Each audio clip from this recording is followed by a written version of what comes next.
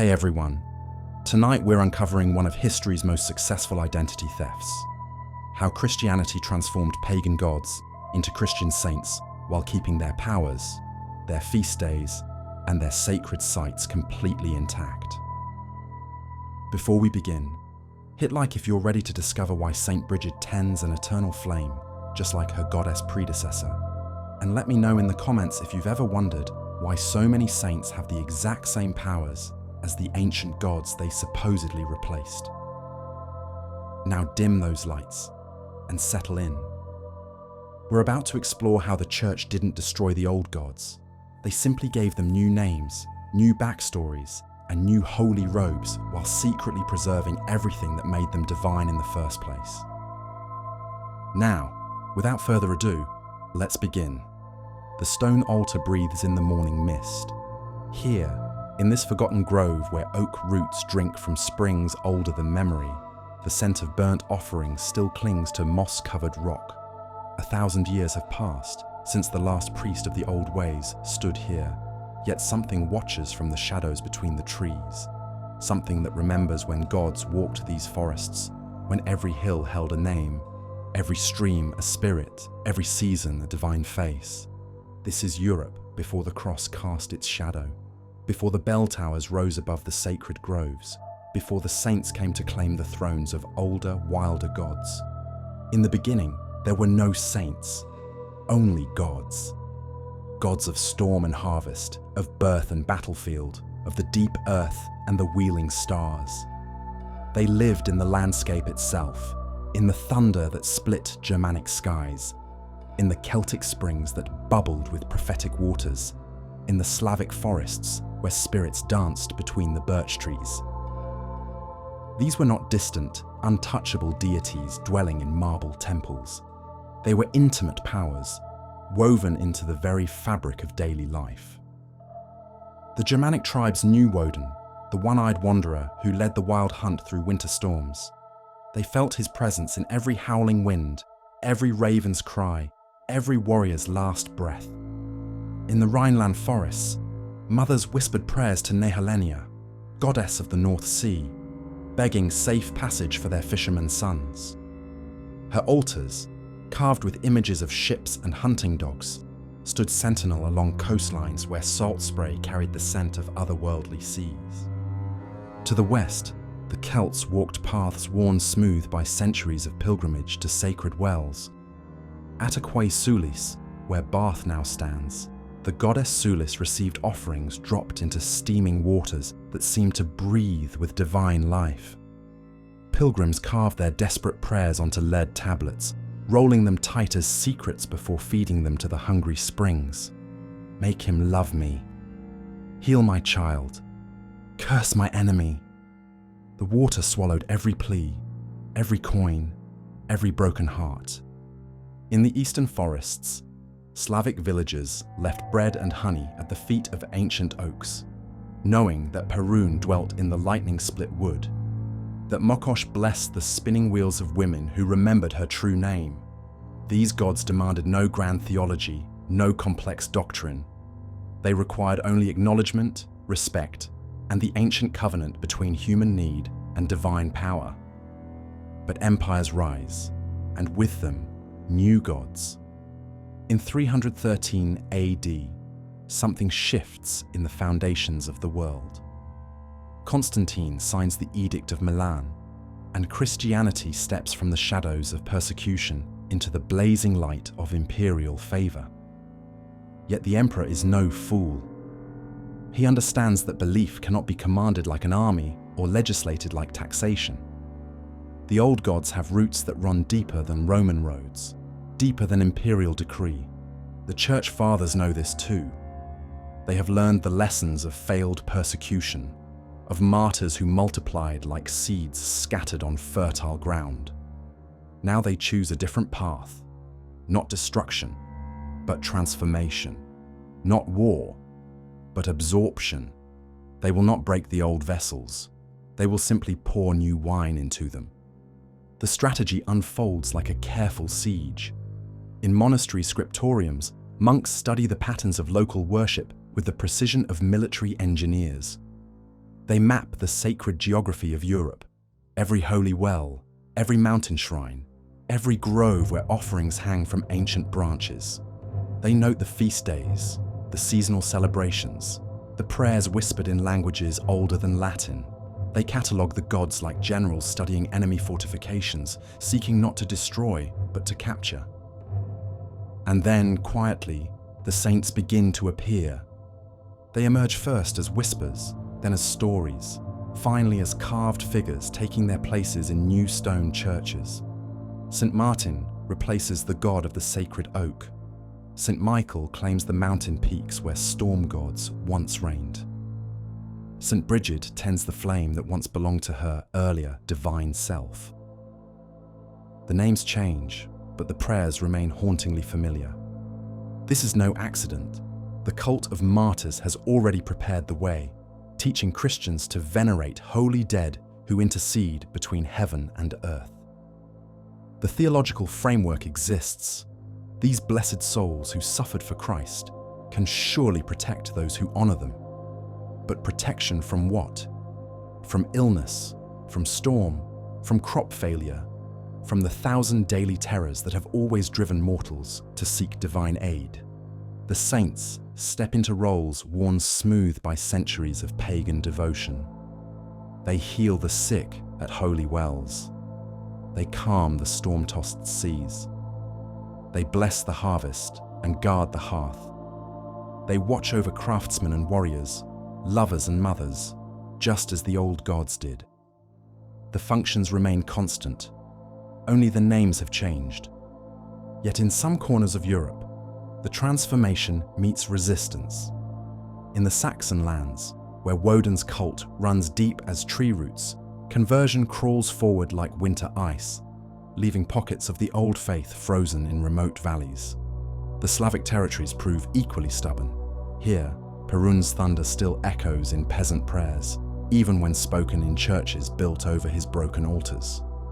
The church adapts its strategy to match local resistance. Where destruction would breed rebellion, they choose interpretation. That healing spring, it was always blessed by God, now simply revealed through Saint So-and-so's intercession. That's Sacred Grove, a perfect place for Christian worship, sanctified by the saint's presence. The holy mountain, clearly chosen by the Almighty as a beacon of faith. In this way, the landscape itself becomes an accomplice in conversion. The springs still heal, the groves still shelter pilgrims, the mountains still touch the sky. Only the explanations change, and explanations matter less than results to a mother holding her fevered child, or a farmer watching storm clouds gather over his fields. But something else grows in this synthesis, something the Church Fathers do not fully anticipate. The saints they create to replace the gods begin to take on lives of their own. Communities adopt them with fierce possessiveness, weaving local stories around their official hagiographies, adding details that echo older mythologies. St. George slays the dragon with the same divine fury that once blazed in storm gods' lightning. St. Christopher carries travelers across dangerous waters like the ancient ferry gods of river crossings. The people embrace these new divine intermediaries, but they embrace them in old ways. They leave offerings at St. shrines, just as their ancestors left gifts for forest spirits. They process around churches in patterns that mirror ancient sunwise dances. They sing hymns whose melodies carry echoes of harvest songs, sung when the world was younger. Most telling of all, they begin to invent saints for needs the official church has not addressed. Communities that require protection from specific dangers, wolves, flooding, cattle disease, suddenly discover that a saint perfectly suited to their needs has always existed, waiting to be recognized.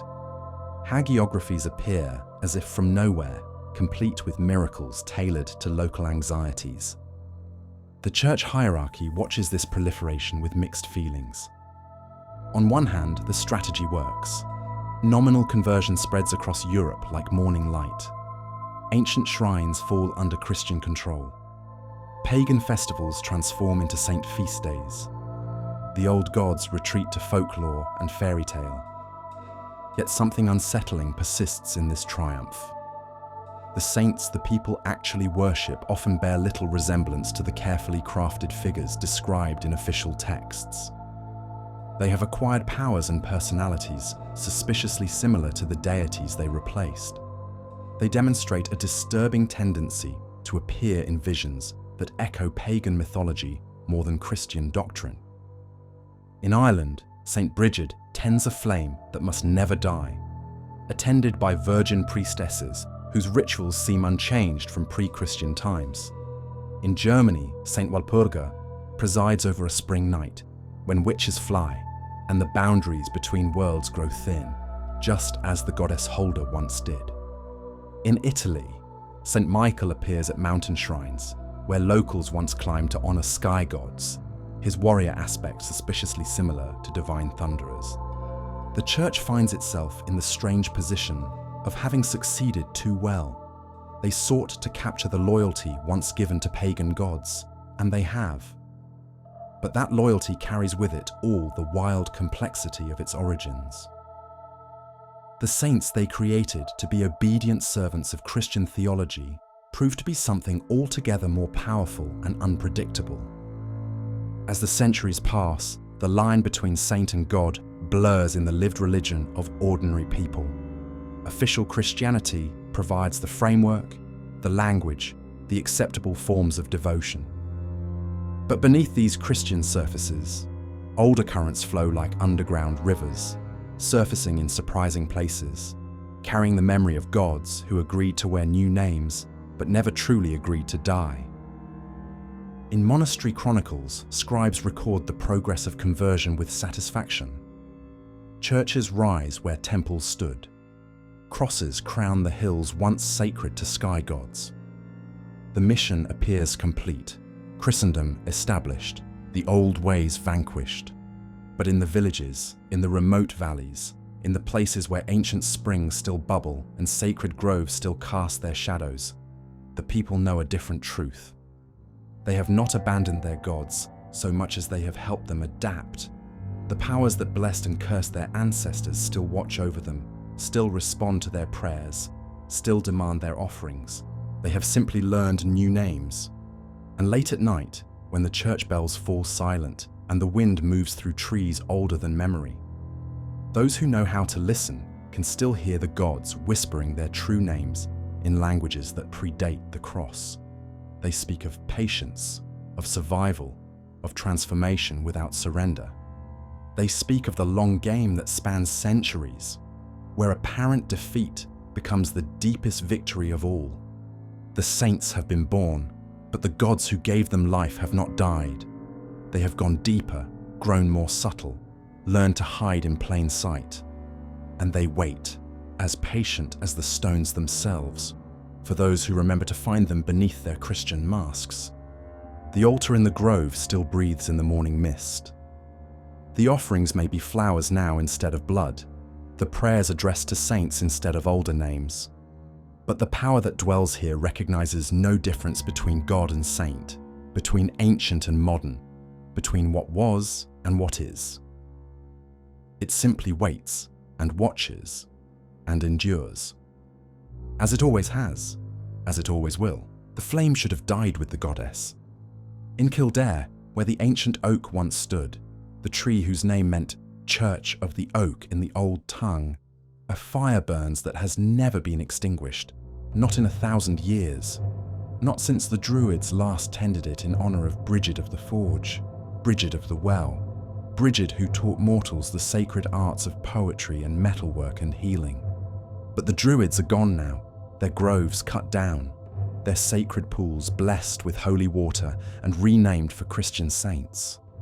The goddess Brigid should have followed them into the twilight of forgotten things, her name whispered only in the secret places where the old religion clings to life like moss in shadowed corners. Instead, she learned to wear a nun's habit. On February 1st, when the earth stirs in its winter sleep and the first pale shoots of snowdrops pierce the frozen ground, the people of Ireland still speak her name. They call her Saint Brigid now, the holy abbess of Kildare, friend of Saint Patrick, Virgin Bride of Christ.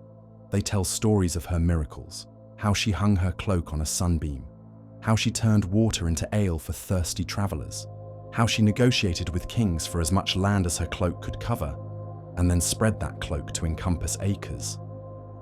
But those who know the deeper stories, who remember the older songs, hear different echoes in these Christian tales. They hear the voice of the goddess who commanded fire and water, who blessed the poet's tongue and the blacksmith's hammer, who ruled the liminal time between winter and spring, when the veil grows thin and magic walks the world. In the monastery at Kildare, 19 nuns tend the sacred flame. 19, a number that makes the mathematically minded pause and wonder. 19 years span nearly a full cycle of the moon. 19 years mark the return of lunar and solar calendars to their meeting point. 19 is the number of the eternal return, the cosmic rhythm that governed the ancient world's sacred calculations. Each nun keeps the fire for one day. On the 20th day, no human hand feeds the flames, yet the fire burns on, sustained, they say, by Saint Brigid herself. The Church calls it a miracle of Christian devotion, but in the old language, in the stories that survive in the hidden places, it is something else entirely. It is the undying flame of the goddess, the sacred fire that must never be extinguished, lest the world grow cold and dark. The archaeologists who work in careful silence around Kildare's holy precincts find things that make them furrow their brows and speak in careful, academic whispers. Beneath the Christian foundations, older stones, older bones, fragments of metalwork that predate Patrick's mission by centuries, evidence of ritual activity that reaches back to the time when druids in white robes fed sacred fires and interpreted the flight of ravens. Most telling of all, they find the wells, 3 of them arranged in the pattern that once marked the triple aspect of the goddess: maiden, mother, crone. 3 wells where pilgrims still come to pray, though now they address their desperate pleas to the Christian saint. The water tastes the same as it did when the goddess drank from these springs. The healing power flows unchanged. But it is in the crosses that the deepest mystery lies hidden. St. Brigid's cross, woven from rushes on her feast day, adorns every Irish home that honours her memory. 4 arms radiating from a central square, bound with careful precision in a pattern that seems simple until you look closer, until you realise that this same design appears carved on stones that stood here when Caesar's legions still cowered behind Hadrian's wall, when the Druids still walked openly in the world. The cross is older than Christianity in Ireland, much older. It is the ancient symbol of the turning wheel, the 4 seasons, the solar year that dies and is reborn in endless cycles. It is the sign of the fire goddess, she who rules the forge where metal is transformed, the hearth where grain becomes bread, the sacred flame where poems are born in the poet's mind. The Christians have claimed it as their own, woven it from rushes in memory of how Saint Brigid supposedly swept the floor where she was born, and in that sweeping motion created the first cross. But the goddess smiles at such explanations. She who inspired the first smiths to work iron knows something about transformation, about taking raw material and shaping it into something that serves a new purpose while retaining its essential nature. The Church tells the story of St. Brigid's birth with the reverence due a holy miracle. How her mother, a Christian slave, bore her at sunrise on the threshold of her master's house, neither inside nor outside, neither in darkness nor in light, balanced perfectly between the worlds. How a tower of flame rose from the infant's head, visible from far away, marking her as chosen by God for special grace. Those who remember the older stories hear different music in this Christian melody.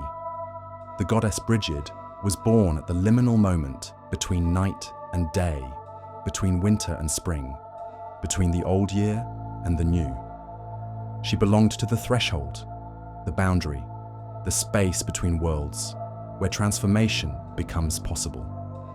The Tower of Flame was not a Christian sign, but the mark of the fire goddess herself, announcing that her divine nature could not be hidden, even in a world that had forgotten her true name. As St. Brigid grows to womanhood in the Christian telling, her miracles multiply like sparks from an anvil. She multiplies food for the hungry, turns water into ale, causes trees to blossom out of season. She protects travelers, inspires poets, blesses marriages and births. She commands respect from kings and bishops alike, founding monasteries and convents across Ireland. But beneath these pious tales, the older pattern emerges. Every miracle echoes the powers of the goddess, dominion over the harvest, mastery of brewing and distillation, command of the natural world's cycles.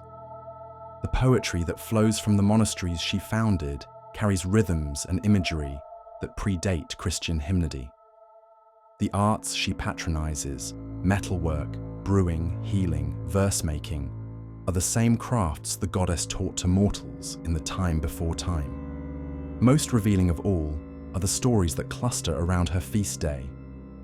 February 1st, when winter's grip begins to loosen and the earth prepares for spring's return. The church calls it St. Brigid's Day, but the people know it by its older name. Imbolc, the festival of the lactating ewes, when new life stirs in the womb of the world. On this night, even good Christian households practice rituals that would have seemed familiar to their pagan ancestors. They leave food on the doorstep for Brigid's blessing. They weave crosses from rushes gathered by sacred wells.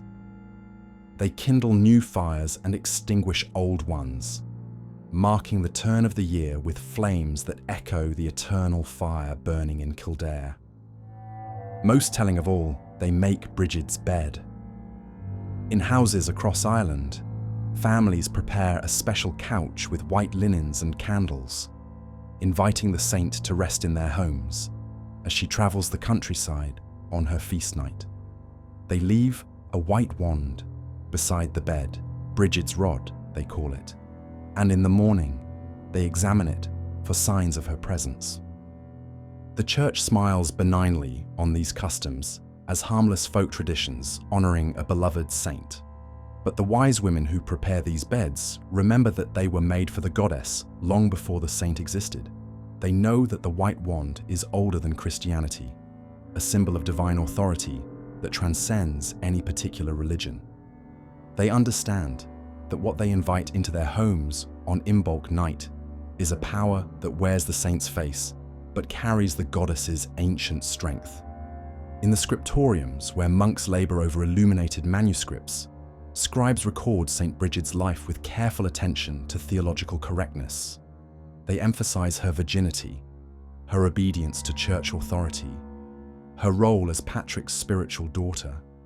They shape her story to fit Christian expectations of female sanctity, pure, submissive, safely contained within monastic walls. But even in these carefully controlled narratives, wilder elements intrude. The saint who commands fire and water, who speaks with equal authority to kings and druids, who bridges the gap between the old learning and the new faith. The woman who refuses marriage not out of Christian renunciation, but from a sense of divine calling that predates the church's teachings about celibacy. In the margins of these manuscripts, Celtic artists illuminated her story with interlaced designs that echo patterns carved on standing stones when Christ was still a distant rumour in Ireland. They draw her surrounded by symbols that the church has blessed but never fully claimed. Spirals and knots that speak of eternal cycles, beasts and birds that remember when all creatures were sacred. The monasteries that bear her name become centers of learning that preserve more than Christian doctrine.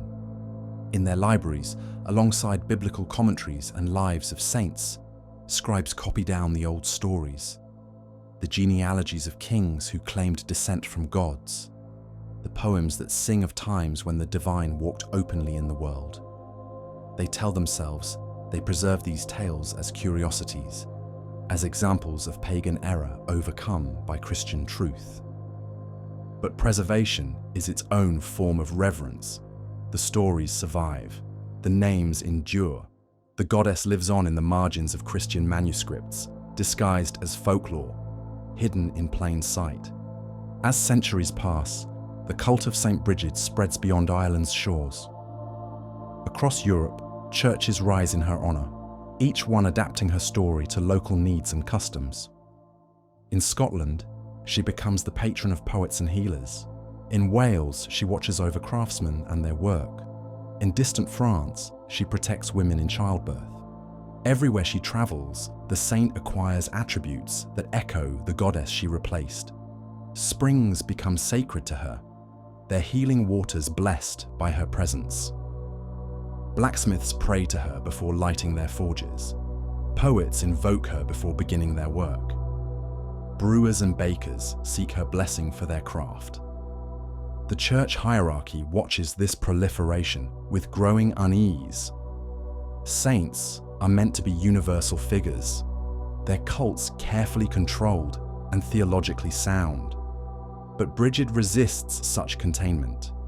She adapts to local customs, absorbs regional traditions, becomes whatever her devotees need her to be.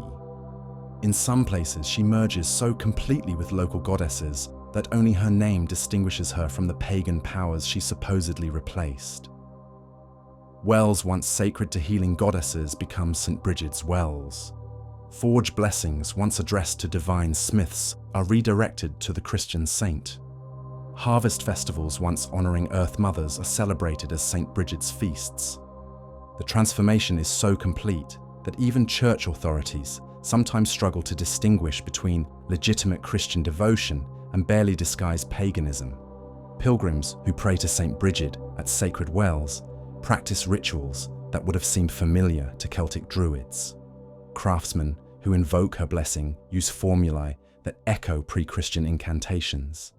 Yet the goddess thrives in this ambiguity. She has learned to speak multiple languages, to wear different faces, to answer to various names. What matters is not the theology, but the relationship. The same intimate connection between divine power and human need that she offered when her altars stood openly in sacred groves. In Kildare, the flame still burns. 19 nuns still tend it in their ancient pattern, though now they tell themselves they honour the Christian saint rather than the pagan goddess. The fire consumes the same wood, gives the same warmth, casts the same dancing shadows on ancient walls.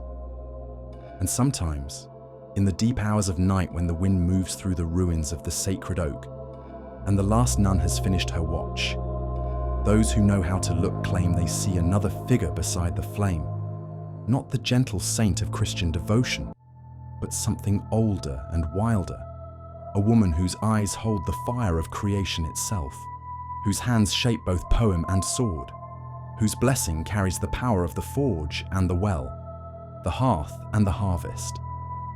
She does not speak. She simply tends the flame as she always has, as she always will.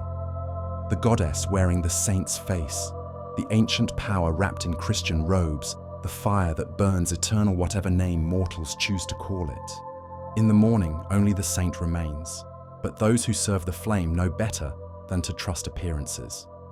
They understand that some transformations run deeper than names, deeper than theology, deeper than the surface stories humans tell themselves about the powers they serve. The flame burns on, the goddess endures, and in the space between saint and deity, between Christian and pagan, between what was and what is, the eternal fire of Brigid illuminates truths too ancient and powerful to be contained by any single faith. She who was first a goddess learned to become a saint, but she never forgot what she was before the cross claimed her, and she waits, patient as fire itself, for those who remember to call her by her truest name. The church at Knowlton rises from earth that remembers older prayers. Here, in the heart of Dorset, where chalk downs roll like sleeping giants beneath endless English sky, something strange disturbs the Christian landscape. The medieval church sits not on consecrated ground chosen by bishops or blessed by saints, but within the earthen circle of a Neolithic henge.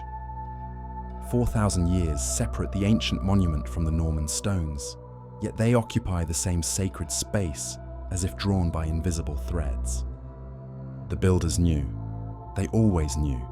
When Norman masons laid the first stones of Knowlton Church in the 12th century, they worked within walls raised by hands that had never heard Christ's name.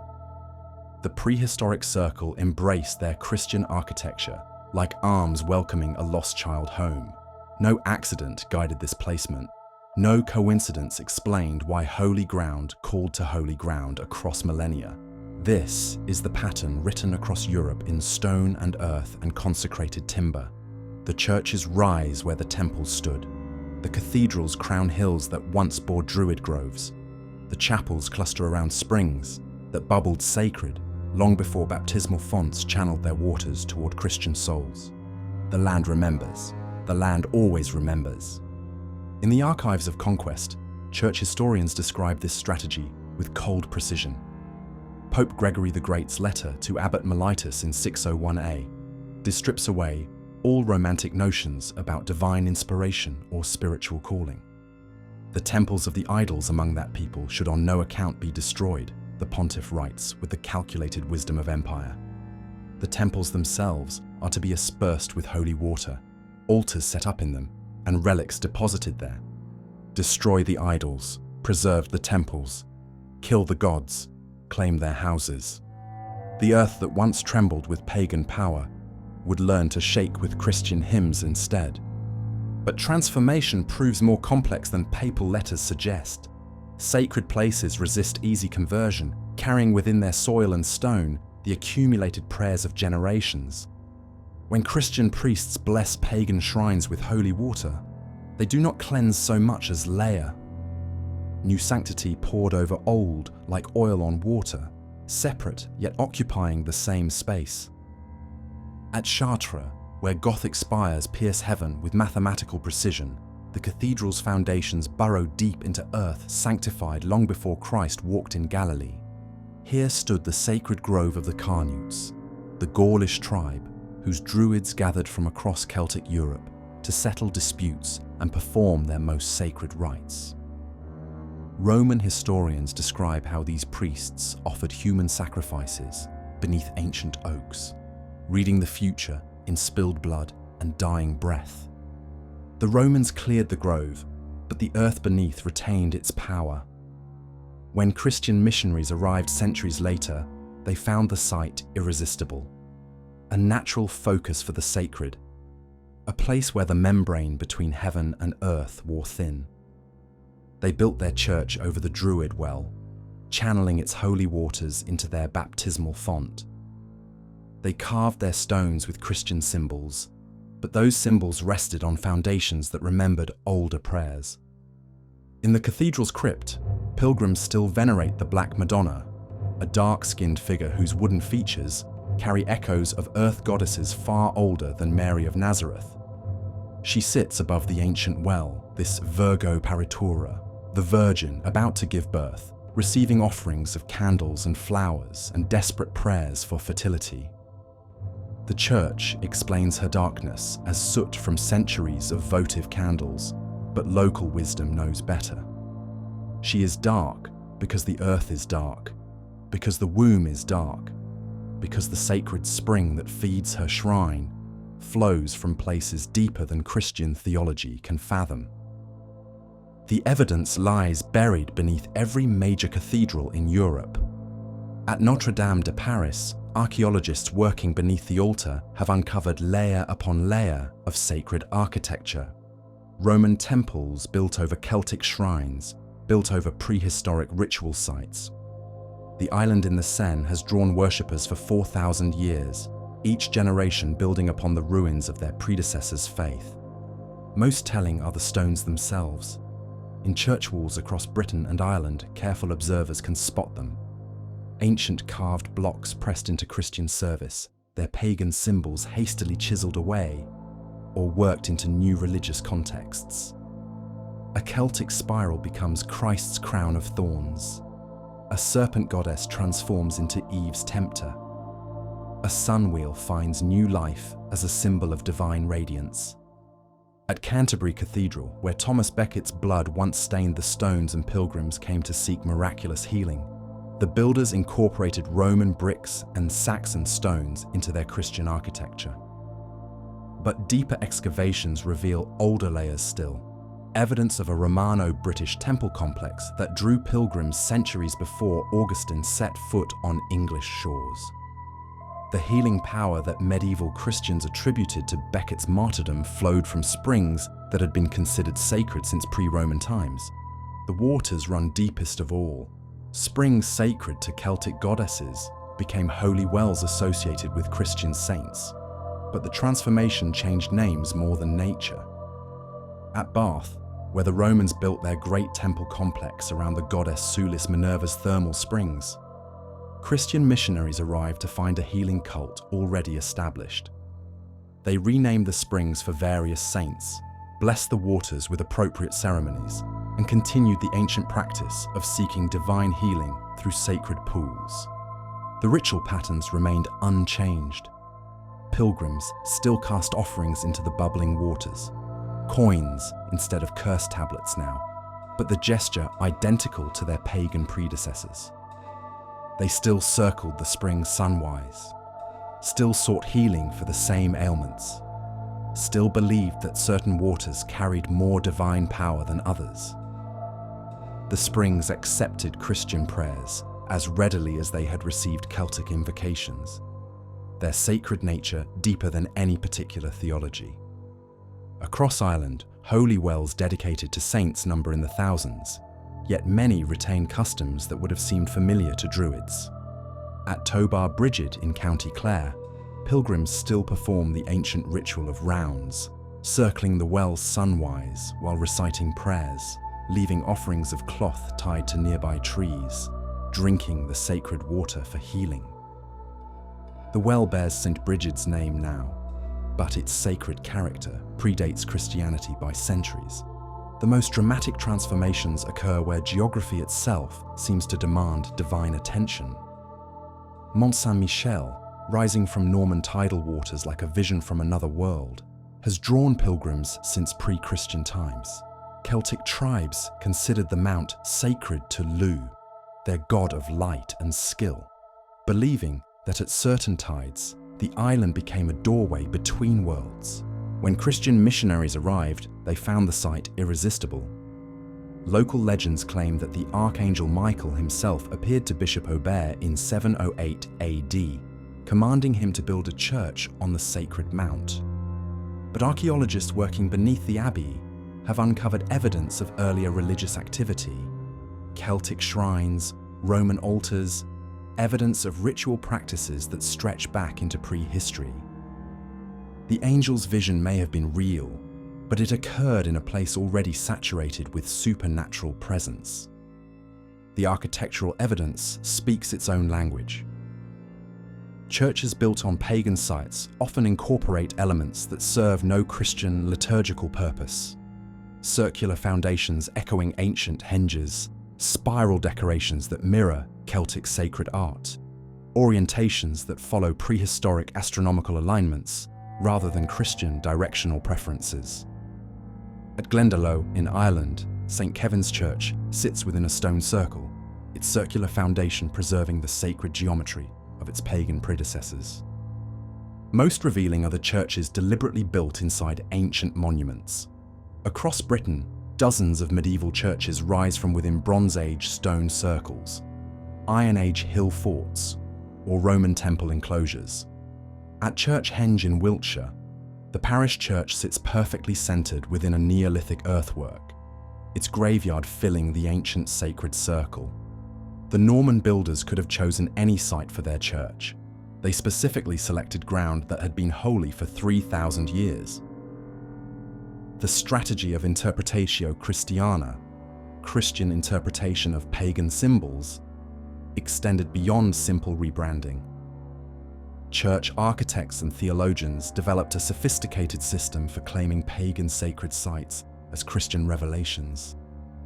That healing spring, sacred to a Celtic water goddess, it had always been blessed by God, now revealed through a saint's intercession. that hill crowned with a druid grove, clearly chosen by divine providence as a beacon of Christian faith. The process required careful theological footwork. Church scholars could not simply admit that they were taking over pagan sites. Such honesty would undermine claims about Christianity's unique divine authority. Instead, they developed the doctrine of Praeparatio Evangelica, evangelical preparation, arguing that God had always intended these places to be sacred, gradually preparing them for their ultimate Christian purpose. This theological sleight of hand allowed missionaries to claim any site with a history of religious activity. Ancient stone circles became outdoor churches, sacred groves transformed into monastic communities, healing springs received saint dedications. The land's pre-existing sacred character became evidence of divine foresight rather than pagan error. Yet the sacred places retained their own integrity, their own power, their own ability to shape the religions practiced within their boundaries. Christians who worshipped at former pagan sites often found their faith acquiring characteristics that Orthodox theologians viewed with suspicion. Their prayers took on rhythms inherited from older traditions. Their festivals incorporated customs that echoed pre-Christian celebrations. Their saints developed attributes suspiciously similar to the gods they had supposedly replaced. In remote areas where Christian authority remained weak, the transformation proved even more superficial. Welsh churches built over sacred groves continued to shelter rituals that blended Christian and pagan elements. Scottish islands where saints' cells occupied former Druid sanctuaries maintained customs that owed more to Celtic tradition than Christian doctrine. Irish holy wells associated with saints attracted devotions that included ancient practices of divination, healing, and seasonal celebration. The persistence of place-based sanctity created ongoing tensions within the church hierarchy. Bishops attempting to standardize Christian practice found themselves confronting local cults that claimed Christian identity while practicing rituals unchanged from pagan times. Councils condemned superstitious practices at holy wells, seasonal fire festivals, and tree veneration. But the customs endured, protected by their association with officially recognized saints. The land's memory proved stronger than ecclesiastical authority. Pilgrims who came to pray at Christian shrines often experienced the same spiritual effects that had drawn their pagan ancestors: visions, healings, prophetic dreams, encounters with otherworldly beings. The genius loci, the spirit of place that Romans recognized in every significant landscape feature, did not depart when Christians claimed the territory. It simply learned to respond to new names, new prayers, new forms of devotion.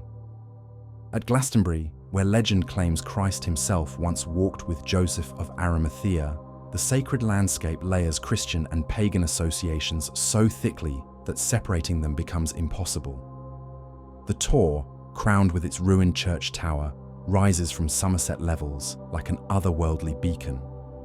Celtic tradition associated the hill with Gwyn ap Nudd, lord of the underworld, and described it as the entrance to Annwn, the Celtic otherworld.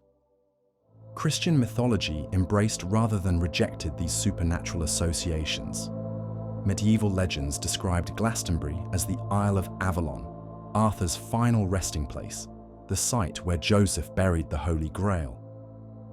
The abbey claimed to possess Christ's blood and Arthur's bones, drawing pilgrims from across Europe to a landscape already sacred in British memory. Modern archaeological investigation reveals that Glastonbury's sacred character reaches back far beyond either Celtic or Christian traditions. Prehistoric lake villages once clustered around the Tor when the Somerset levels were truly islands surrounded by marsh and water. The site's spiritual significance predates any particular mythology, rooted in its physical character as a place apart, a land between water and sky, earth and heaven. This is the deepest truth about sacred geography. Certain places seem to draw sanctity, regardless of the religions practiced there. Springs that bubble from deep earth, hills that rise dramatically from surrounding plains, islands that stand apart from the mainland, groves that shelter pilgrims from wind and weather. These landscapes possess qualities that speak to something fundamental in human spiritual experience. The Christian conquest of Europe succeeded not by destroying this ancient sacred geography, but by claiming it, by demonstrating that the new faith could access and channel the same divine power that had always flowed through these special places. Churches rose where temples stood, because both religions recognized the same spiritual reality, that certain ground holds closer communion with the sacred than others, that prayer rises more easily from some places than others, that the divine touches earth most clearly at specific points in the landscape. Yet in claiming these sites, Christianity also submitted itself to their influence. The old sacred places shaped the new religion as much as the new religion transformed them. Christian saints acquired attributes appropriate to their specific locations: healing powers at therapeutic springs, protection from storms at coastal shrines, agricultural blessings at sites associated with earth goddesses. The land remembered, and the land taught. It taught that sacred power flows independent of theological labels, that divine presence inhabits place as much as doctrine, that certain ground remains holy whatever names humans assign to the power dwelling there. Standing in the ruined church at Knowlton, surrounded by earthworks raised when Britain was young, visitors still sense this layered sanctity. The Norman stones have crumbled, the medieval congregation has long since dispersed, but the sacred circle endures. The land that called to Neolithic worshippers still calls. The earth that received prehistoric offerings still receives them. Flowers left by modern visitors, who may not understand why this particular place moves them, but trust their instincts enough to honor it with small gifts. The gods beneath the saints rest deepest in the land itself. They sleep in sacred springs that have never ceased flowing, in ancient trees whose roots reach deeper than memory, in stones that mark the boundaries between worlds. They wake when pilgrims approach, regardless of the prayers spoken or the names invoked. They have learned patience, these earthbound powers. They have learned to accept worship in whatever form it comes. They know that religions rise and fall like seasons, but the sacred places endure. The land remembers what humanity forgets, preserves what theology discards, maintains continuity across all the ruptures of cultural change. In the end, the churches built on pagan sites became monuments to the deepest truth of all, that the sacred cannot be contained by any single tradition, that divine power flows through the landscape itself, that certain places remain holy whatever stories humans tell about them. The stones know, the waters know, the earth knows, and in their quiet persistence, they teach anyone willing to listen that the gods beneath the saints were never conquered, never destroyed, never replaced.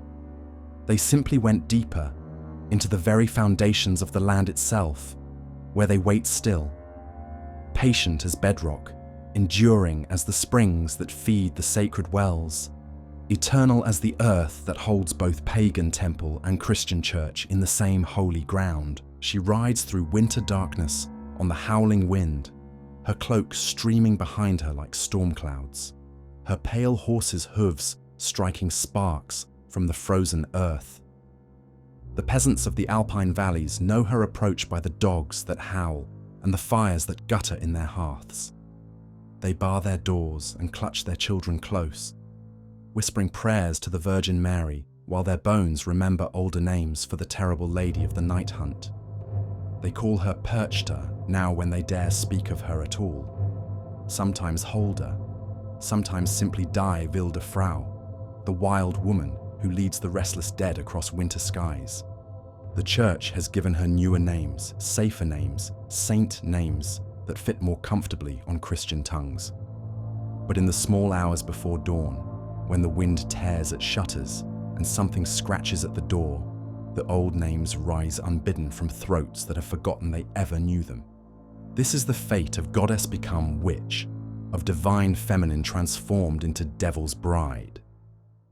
When the church could not claim them as saints, when their power proved too wild for Christian domestication, the old goddesses learned to wear darker masks. They became the very evil that Christian virtue defined itself against: temptresses, night riders, bringers of misfortune and unnatural desire. Yet even in this exile, they retained their divine authority. Even damned, they commanded respect. The goddess Diana once ruled the hunt across forests that stretched unbroken from the Rhine to the Urals. Roman poets sang of her silver bow, her pack of spectral hounds, her command over the beasts of field and forest. She was virgin and mother both, protector of women in childbirth and guardian of the wild places where civilization feared to tread. Her temples crowned hills throughout the empire. Her altars received offerings from hunters and midwives, soldiers and maiden brides. When Christianity claimed the empire's soul, Diana's temples fell to Christian hammers. Her priests scattered to remote valleys and hidden groves. Her sacred groves became lumber for church construction. But the goddess herself proved harder to destroy than stone and timber. In the medieval chronicles that document Europe's slow conversion, Diana emerges as the leader of a spectral cavalcade that haunts the Christian imagination. The Church Fathers describe her night rides with the mixture of fascination and horror reserved for particularly compelling heresies. She leads the souls of unbaptized women across darkened skies, they claim, seducing good Christian wives to abandon their hearths and join her wild procession. The Canon Episcopi, that foundational document of medieval demonology, devotes special attention to women who believe they ride with Diana through the night. Some wicked women, the text declares with ecclesiastical authority, perverted by Satan and seduced by illusions and phantasms of demons, believe and profess that they ride upon certain beasts with Diana, the goddess of pagans, and in the silence of the dead of night, traverse great spaces of earth. But the canon's very existence reveals the depth of the problem confronting church authorities. These were not isolated cases of individual delusion, but widespread beliefs that threatened to undermine Christian teaching about the supernatural world. Too many women claimed these experiences, described these night journeys with too much consistency for the church to dismiss them as mere fantasy. The trials of the Benandanti in 16th and 17th century Italy illuminate the persistence of these beliefs. Across the Friuli region, men and women claim to leave their bodies during the ember days, the seasonal transitions when the veil between worlds grows thin, to battle witches in spiritual combat. They insisted they fought for Christ, that their nocturnal battles protected the harvest from evil influence. Yet their descriptions of these otherworldly encounters echo pre-Christian mythology with disturbing precision. They speak of traveling to meadows where the spirits of the good and evil dead meet in ritual combat. They describe shape-shifting into animals, wielding fennel stalks against sorghum switches, fighting battles that determine the fertility of fields and the prosperity of communities. Most tellingly, they describe their leaders as figures from classical mythology, Diana herself, or her Germanic counterpart, Holder, or the fairy queen who rules the otherworldly realm where these battles take place. The Benandanti maintained their Christian identity, insisted on their orthodox intentions, yet practiced a form of spiritual warfare that belonged more to shamanic tradition than Christian theology. The inquisitors who interrogated them struggled to categorize these claims.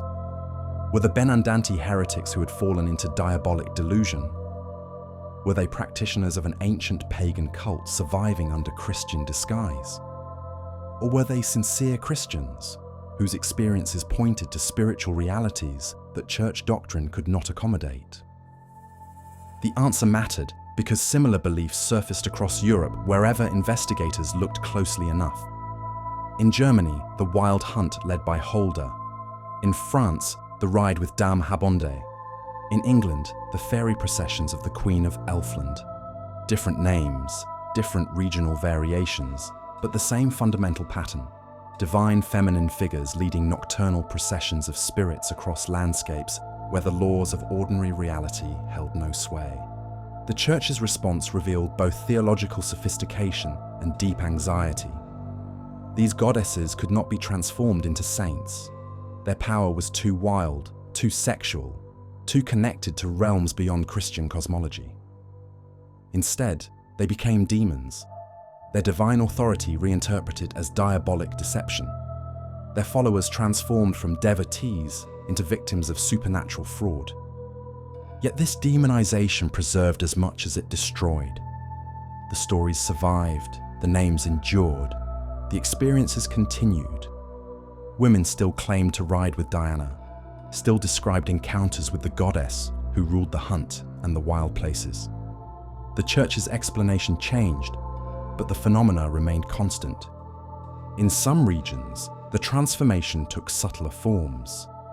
The Virgin Mary absorbed many attributes of the old goddesses, becoming the star of the sea who protected sailors, the Queen of Heaven who commanded angels, the mediatrix who interceded between humanity and divine justice. Her cult incorporated festivals, images, and devotional practices that echoed ancient goddess worship. The Black Madonnas scattered across Europe provide the most striking examples of this synthesis. These dark-skinned figures occupy sites sacred to earth goddesses long before Christian missionaries arrived. They receive offerings of grain and flowers, prayers for fertility and protection, devotions that blend Christian and pagan elements with unconscious ease. Our Lady of Montserrat in Catalonia sits enthroned in a mountain sanctuary that once belonged to a Celtic goddess. Pilgrims climb the sacred mountain carrying petitions that echo the requests once brought to pre-Christian shrines: healing for the sick, protection for travelers, blessings for marriages and births. The Virgin's darkness links her to earth and fecundity, to the black soil that nurtures crops, and the womb that shelters new life. Most revealing are the seasonal festivals that honor these Black Madonnas. They cluster around the old turning points of the agricultural year: the spring planting, the summer solstice, the autumn harvest. Processions wind through countryside in patterns that mirror ancient fertility rites.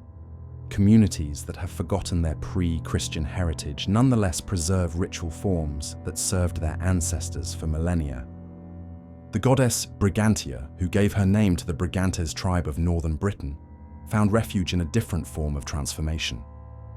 Too powerful for demonization, too wild for easy sainthood, she became Brigantia the saint, but a saint whose cult preserved her ancient attributes with startling fidelity. St. Brigantia's holy wells across northern England attract pilgrims who practice customs unchanged from Celtic times.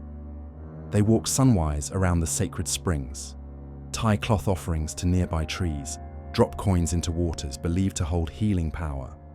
The saint's feast days coincide with the old seasonal festivals when the goddess received her most important offerings.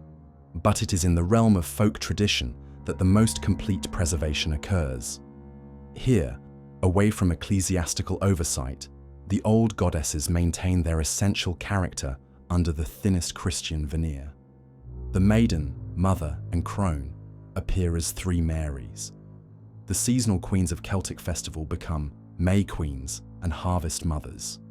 The spirit women who blessed birth and protected children become godmothers with suspiciously magical powers. The fairy tales collected by the Brothers Grimm preserved these transformations in narrative form.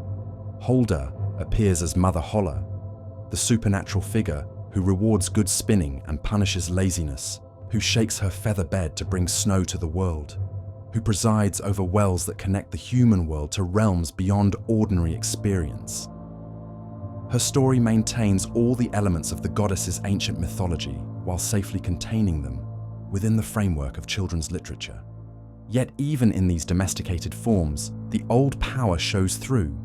Mother Holle's realm operates by laws older than Christian morality. Hard work brings reward, but the rewards are magical, supernatural, beyond the reach of ordinary virtue. Her justice is impartial, but alien, following patterns that predate human ethics. She's kind to those who honor her traditions, but terrible to those who violate them. The seasonal festivals reveal the deepest persistence of these feminine divine figures. Walpurgisnacht, the night of St. Walpurga, preserves the Germanic goddess Holder's ancient spring festival.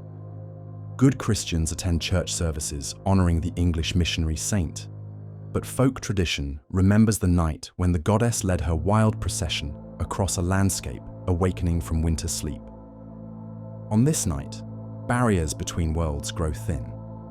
The dead walk among the living. Wild spirits emerge from their winter hiding places. Witches gather on mountaintops to celebrate the return of their power. The church explains these phenomena as diabolic delusions, but the countryside knows better.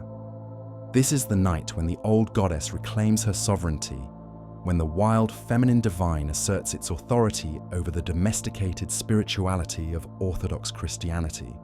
The Feast of St. Lucia in Scandinavia preserves an even more complete example of goddess survival.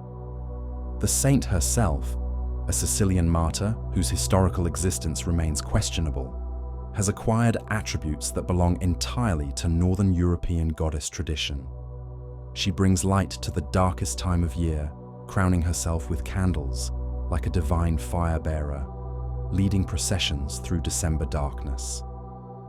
Yet beneath the Christian narrative lies the deeper story of the Norse goddess who ruled the winter solstice, who brought fire and sustenance to humanity during the season of greatest need. The white-robed girls who process on St. Lucia's Day carry more than Christian symbolism. They embody the ancient pattern of the goddess who dies and is reborn, who descends into darkness to emerge bearing light. The persistence of these feminine divine figures speaks to needs that Christian theology struggled to address. The official Trinity offered no place for feminine divine authority. The Virgin Mary, despite her elevation to Queen of Heaven, remained subordinate to her Son's authority. Women seeking divine feminine power had to look elsewhere, to saints whose biographies preserved goddess attributes, to folk traditions that maintained ancient patterns under Christian names, to the shadowy realm of witchcraft where the old goddesses continued to offer their dangerous gifts. The witch trials of the early modern period reveal how threatening these survivals became to Christian authority.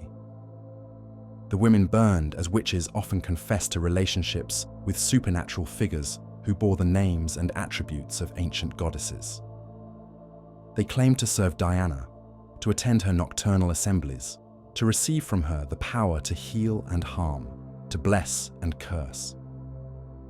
The inquisitors who recorded these confessions understood the theological implications.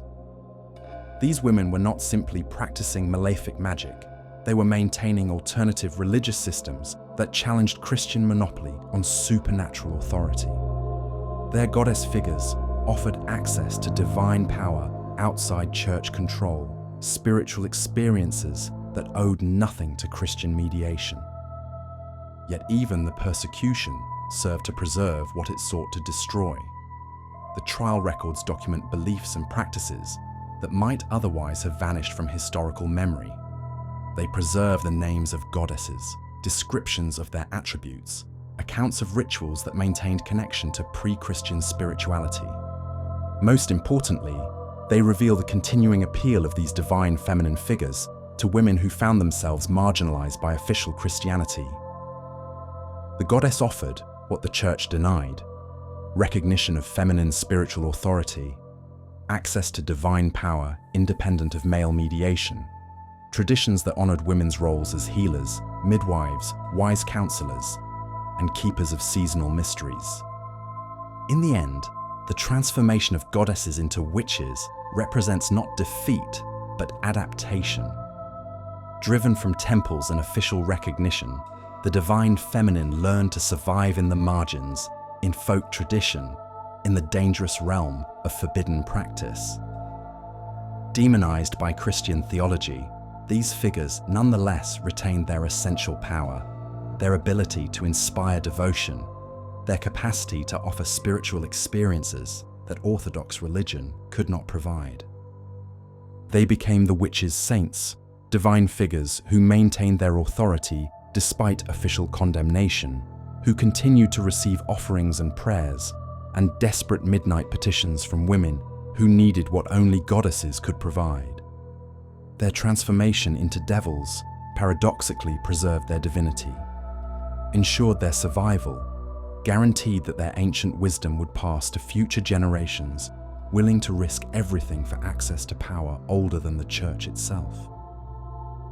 In the Alpine valleys where Perchta still rides the winter wind, in the Italian hills where Diana leads her spectral hunt, in the German forests where Holder shakes snow from her divine blanket, the old goddesses maintain their vigil.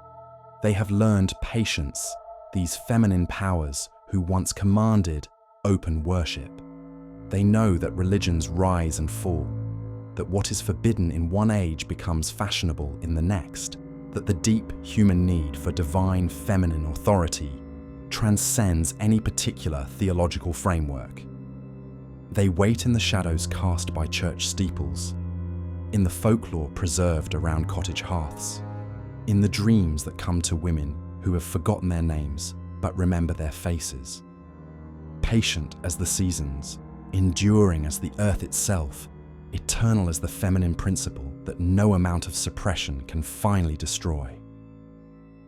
The witches' saints endure, keeping their ancient vigil, offering their dangerous gifts to any brave enough to seek them, in the places where darkness preserves what daylight would destroy. The grave lies empty because it was never meant to hold a body. In the cathedral archives of medieval Europe, scribes labor over hagiographies that shimmer with the gold leaf of divine inspiration and the darker ink of pure invention. Their quills scratch across parchment, creating saints from whole cloth, weaving martyrdoms that never happened, crafting holy lives to fill the spiritual gaps left by vanquished gods. These are the commissioned saints, the manufactured miracles, the divine intermediaries born not from historical fact, but from theological necessity. St. George never existed. Neither did St. Christopher, St. Cornelius, St. Philomena, St. Expeditus. Names that once commanded the devotion of millions, whose relics drew pilgrims across continents, whose intercession was sought in desperate hours, shadows cast by no earthly form, echoes of voices that never spoke. Yet their absence from history did not diminish their power. If anything, it enhanced it.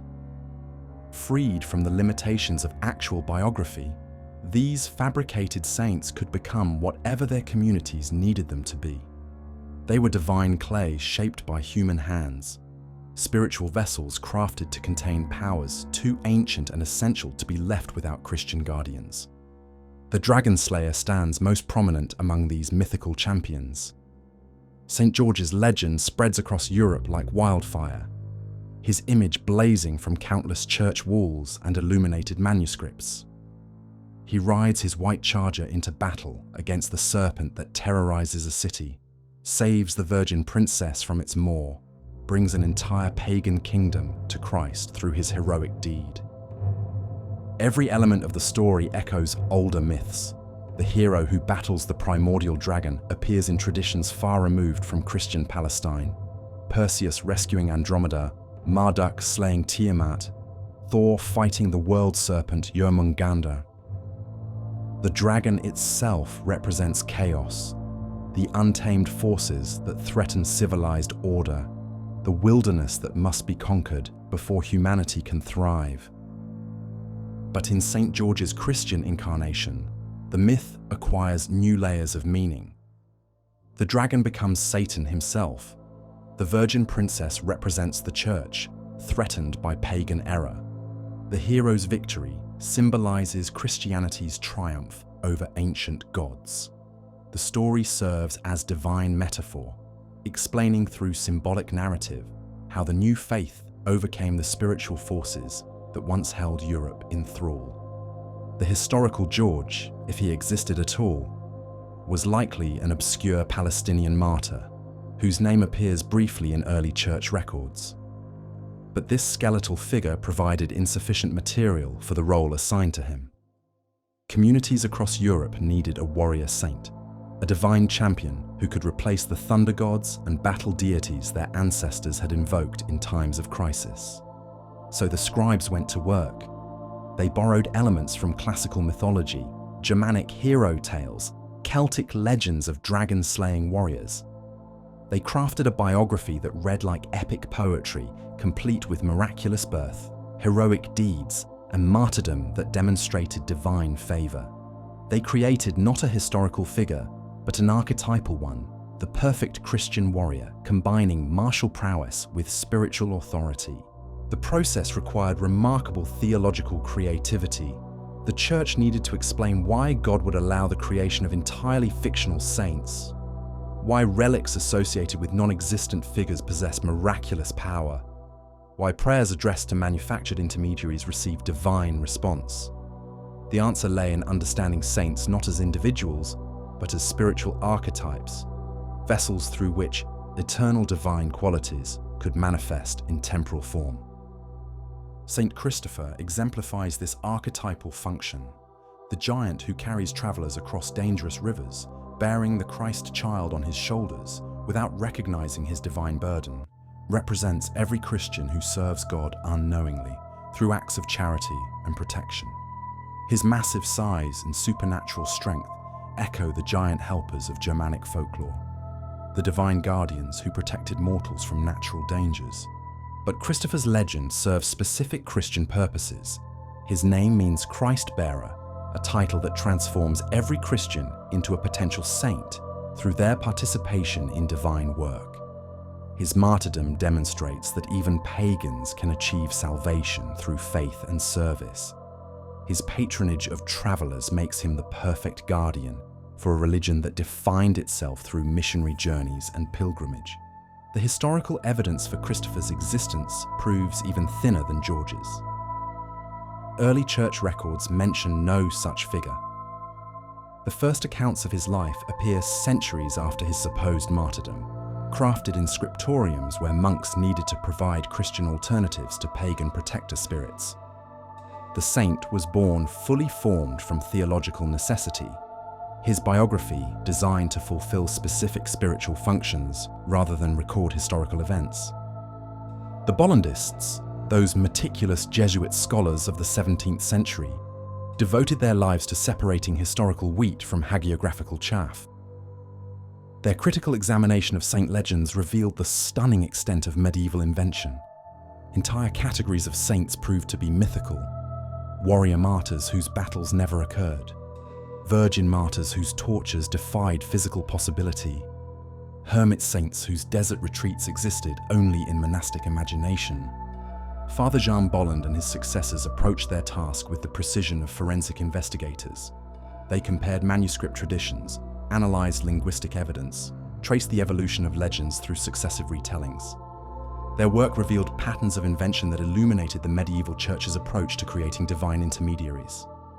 The hagiographic formulae they discovered read like recipes for saint construction. Take one virtuous protagonist, add supernatural birth omens, include miraculous childhood incidents, detail conversion or calling experience, describe heroic deeds or pious practices, insert persecution by pagan authorities, conclude with elaborate martyrdom and post-mortem miracles. Vary ingredients according to local needs and theological requirements. These formulae were not simply literary conventions, but theological technologies. They provided tested frameworks for transforming abstract spiritual qualities into compelling narrative form, for making divine attributes accessible to ordinary believers through stories that followed familiar patterns. The repetitive structure served mnemonic functions, helping communities remember and transmit saint legends across generations. Most revealing was the geographic distribution of invented saints. Communities that had lost their traditional protector deities through Christian conversion quickly developed patron saints who fulfilled identical functions. Agricultural regions produced saints who controlled weather and blessed harvests. Maritime communities created saints who calmed storms and protected sailors. Military frontiers generated warrior saints, who led troops to victory against pagan enemies. The correspondence was too precise to be coincidental. These saints were commissioned, crafted to meet specific spiritual needs that the official church hierarchy could not address through existing figures. Local bishops and abbots essentially ordered new saints the way modern institutions might commission artwork, specifying requirements, providing resources, expecting delivery of finished products suitable for their intended purposes. Saint Expeditus represents perhaps the most brazen example of this commissioning process.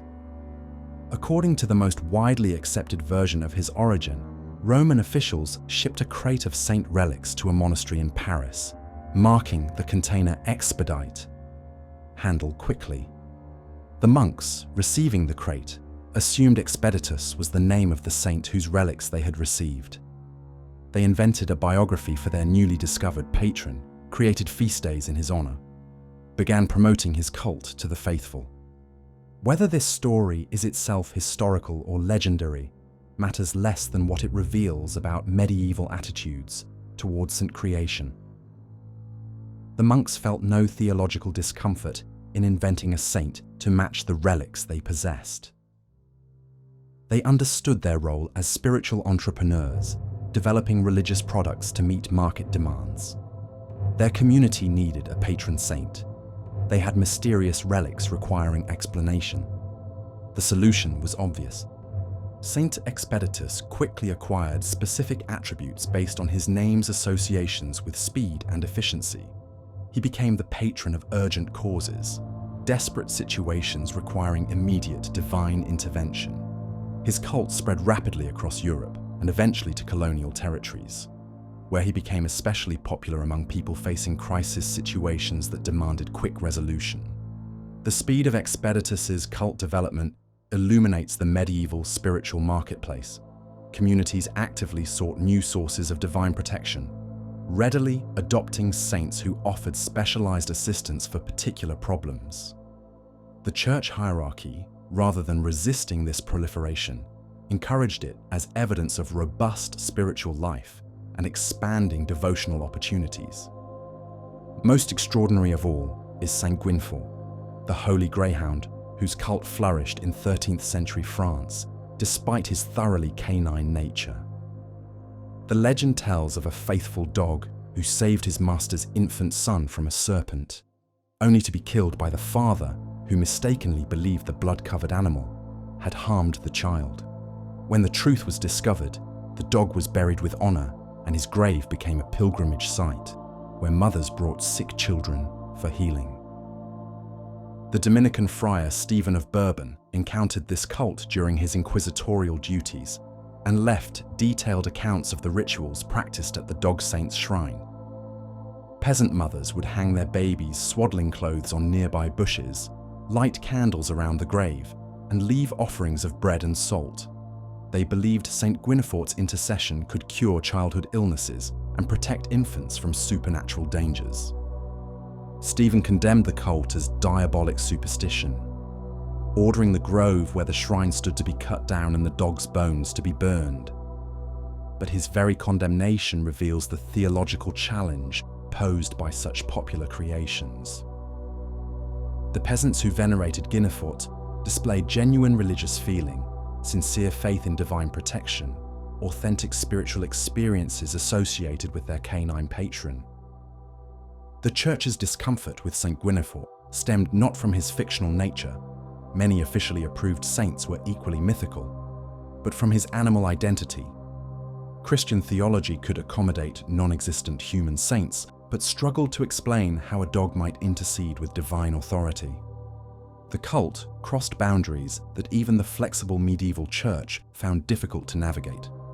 Yet Gwynfort's popularity demonstrated the fundamental principle underlying all Saint Invention.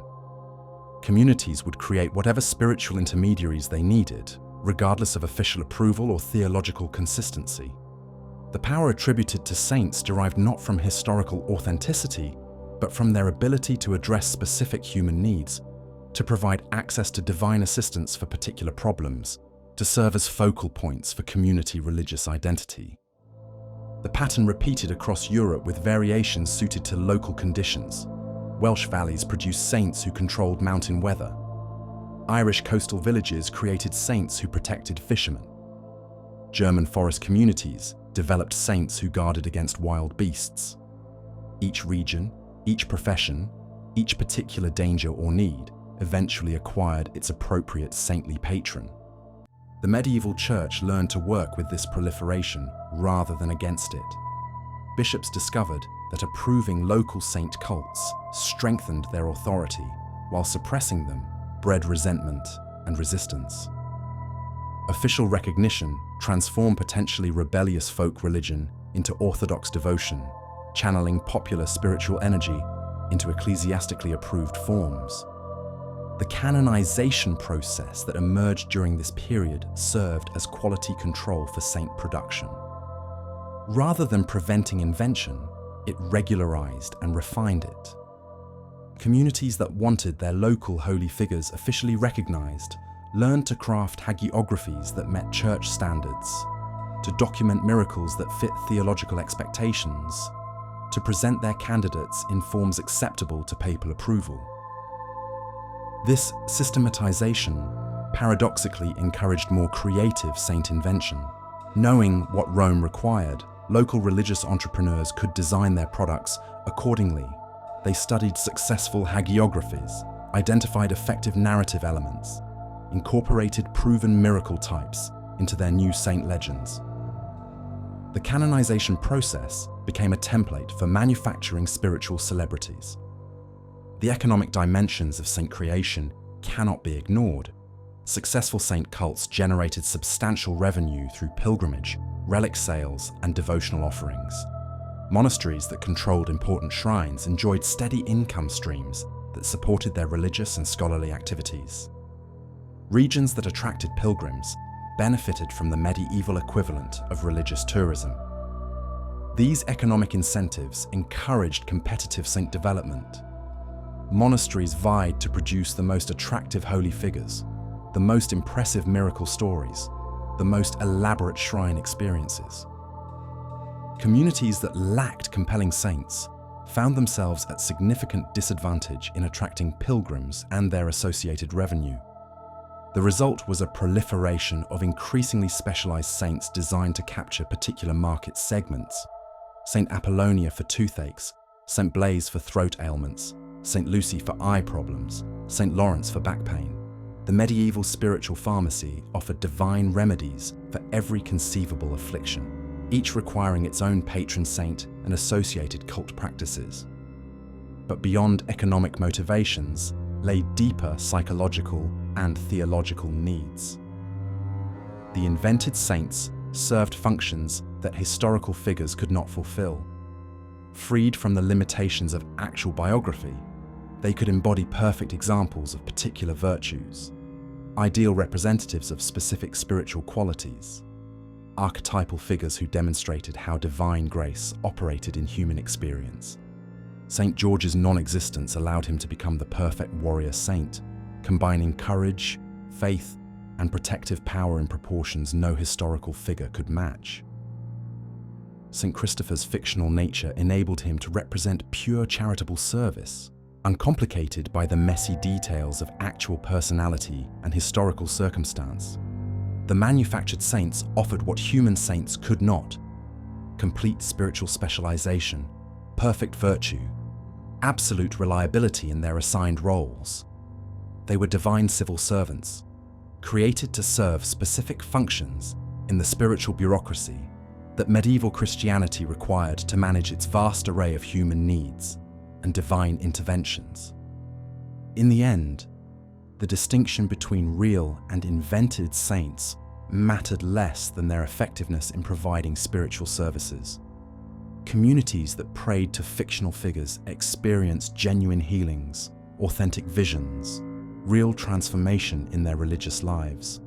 The saints' mythical nature did not diminish their power, but enhanced it, freeing them to serve as pure conduits for divine grace, unencumbered by historical complexity. The scribes who crafted these sacred fictions understood a profound truth about human spirituality. That myth often serves divine purposes better than history, that archetypal figures can bear spiritual weight that breaks the backs of actual human beings, that sometimes the most powerful saints are those who never existed anywhere except in the realm of sacred story. Their empty graves hold not absence but possibility, not deception but deeper truth.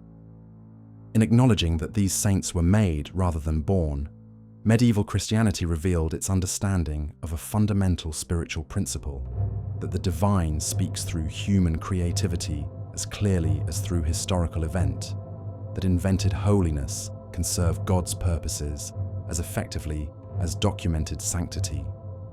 The manufactured saints stand as monuments to medieval theological imagination, to the creative power of communities that refuse to accept spiritual poverty, to the insight that sometimes the most effective way to serve truth is through the careful construction of sacred fiction. Their stories endure not because they happened, but because they needed to happen. Not because they record history, but because they create it.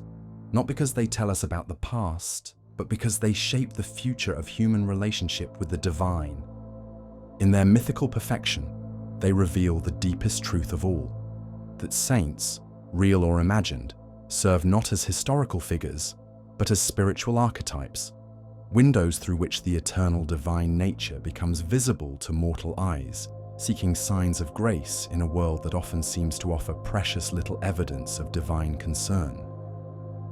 The empty graves speak most eloquently of all. In their silence, they proclaim that sainthood transcends the merely human, that holiness operates in realms where historical fact proves less important than spiritual truth, that the most powerful saints may be those who exist not in time but in eternity, not in history but in the sacred imagination that shapes all human encounter with the divine.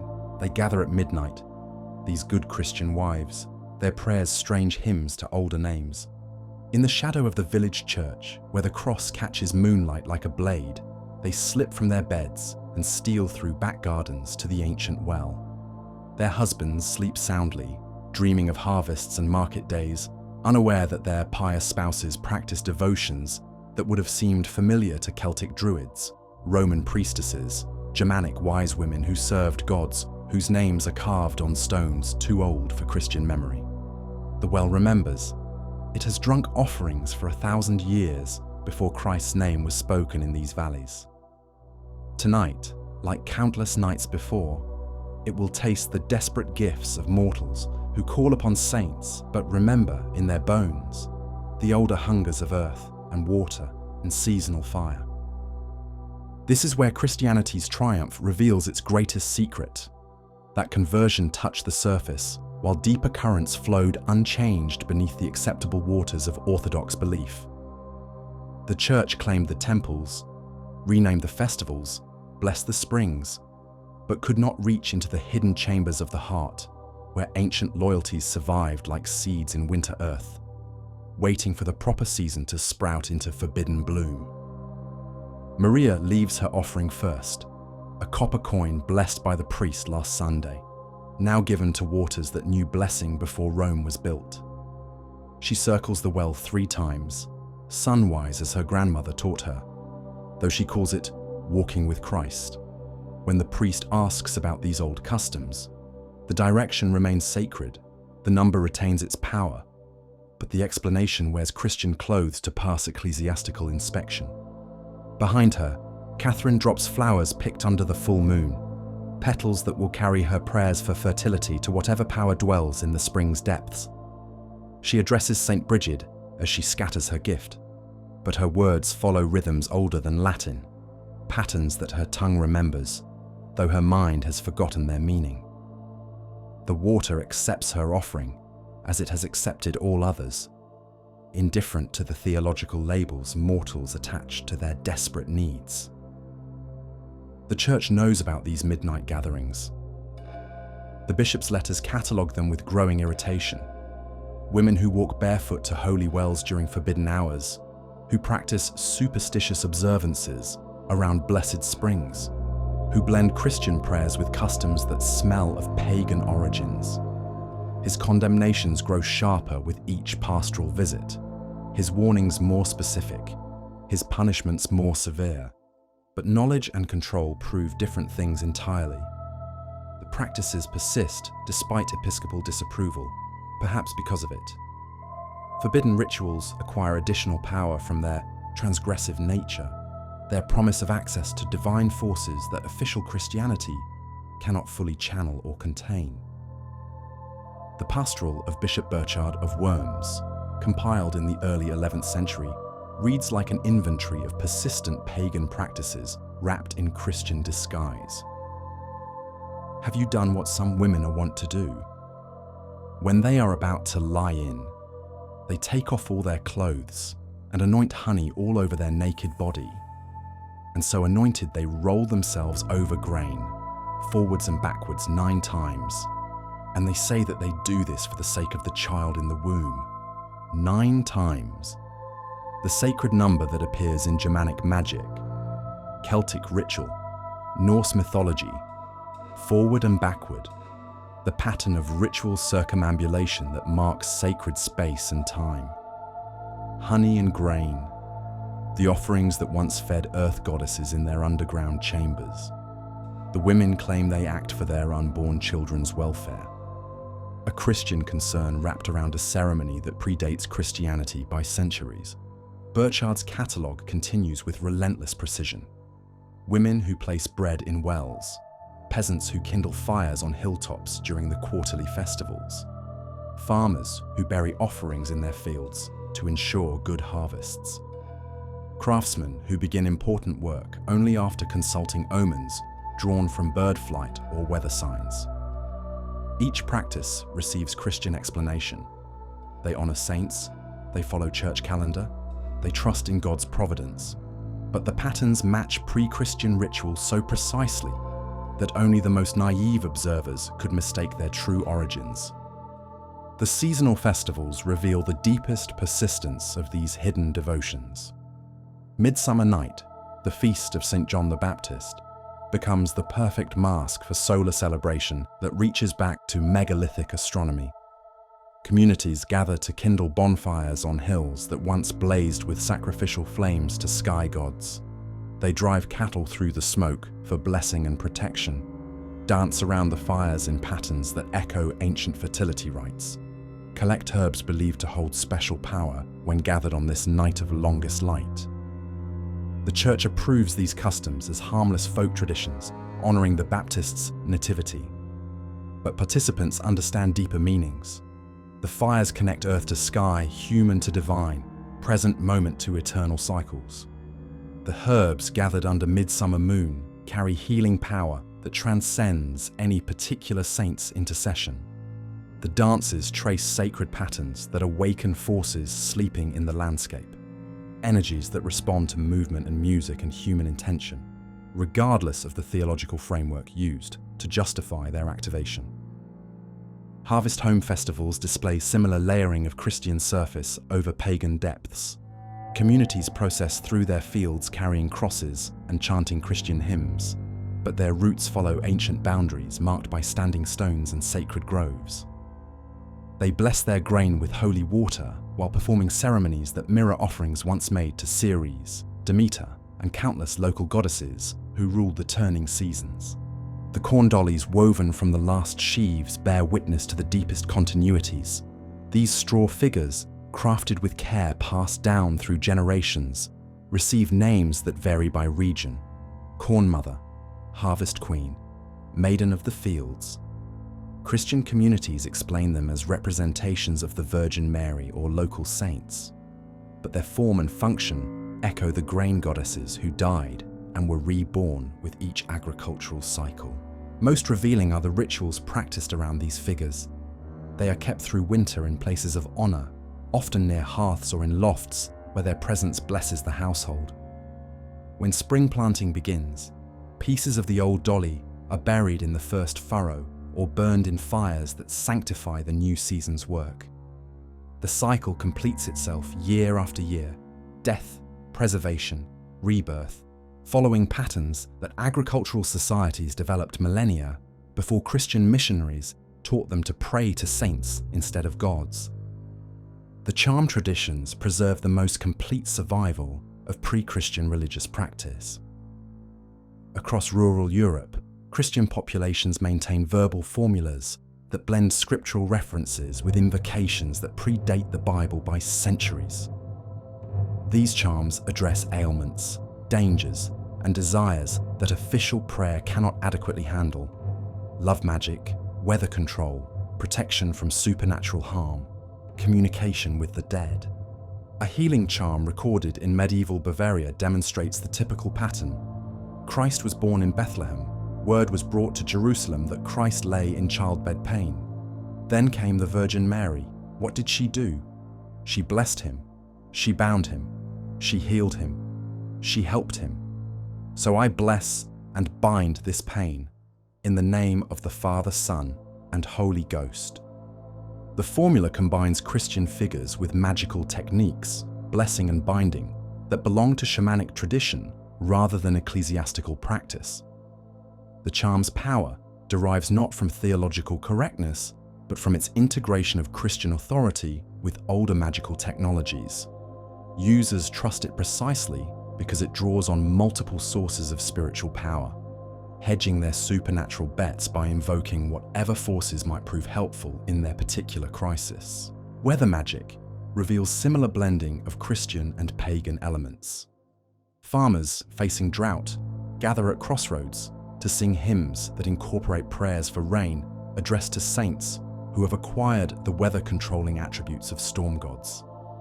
They process around their fields, carrying crosses that mark sacred boundaries, just as ancient boundary stones once did. They ring church bells in patterns designed to drive away harmful spirits, trusting in bronze and sound to accomplish what theological prayer alone cannot guarantee. The Church's response to these practices reveals deep ambivalence about the boundaries between orthodox and heterodox devotion. Some customs receive official blessing as pious traditions that demonstrate popular faith. Others face condemnation as superstitious survivals that threaten Christian purity. The determining factor often seems less theological than political. Practices that strengthen church authority receive approval, while those that suggest alternative sources of divine power provoke ecclesiastical alarm. The persistence of healing springs provides the clearest example of this selective tolerance. Throughout Christian Europe, wells associated with saints continue to attract pilgrims who practice rituals unchanged from pre-Christian times. They leave offerings of cloth tied to nearby trees, circle the springs in prescribed patterns, drink the waters, while reciting prayers that blend Christian and pagan elements with unconscious ease. Church authorities permit these practices because they occur at officially Christian sites under proper theological explanation. The wells belong to saints now. The healing power flows through Christian intercession. The rituals honor church-approved figures, but participants often understand different layers of meaning. The water's power predates any particular saint. The offerings feed whatever spirit dwells in the spring's depths. The circling follows patterns that connect human movement to cosmic cycles. At Glastonbury's Chalice Well, pilgrims practice devotions that span 2 millennia of religious change, while maintaining essential continuity. They approach the spring through gardens designed to honor both Christian tradition and older Celtic beliefs. They drink water that bubbles iron red from depths that legend claims once received the Holy Grail, but folklore knows as the entrance to the Celtic underworld. The rituals performed here bridge multiple religious worlds. Christian pilgrims pray to Joseph of Arimathea, who supposedly brought Christ's blood to this sacred spring. Celtic revivalists honor the goddesses who ruled these waters before Christianity arrived. New Age seekers seek connection to earth energies that they believe concentrate in this particular landscape. All three groups practice essentially similar ceremonies: approaches to sacred water with reverent intention, grateful acceptance of its healing power, offerings left in thanksgiving or petition. The spring accepts all worship with equal grace. Its waters flow unchanged, regardless of the theological explanations offered for their sacred character. The iron taste that gives them their distinctive character predates any human interpretation of their significance. The healing attributed to them operates independently of the belief systems that seek to explain their power. Folk medicine preserves the most extensive survival of pre-Christian spiritual practice, disguised as Christian devotion. Rural populations throughout Europe maintain healing traditions that integrate herbal knowledge with ceremonial techniques drawn from shamanic tradition.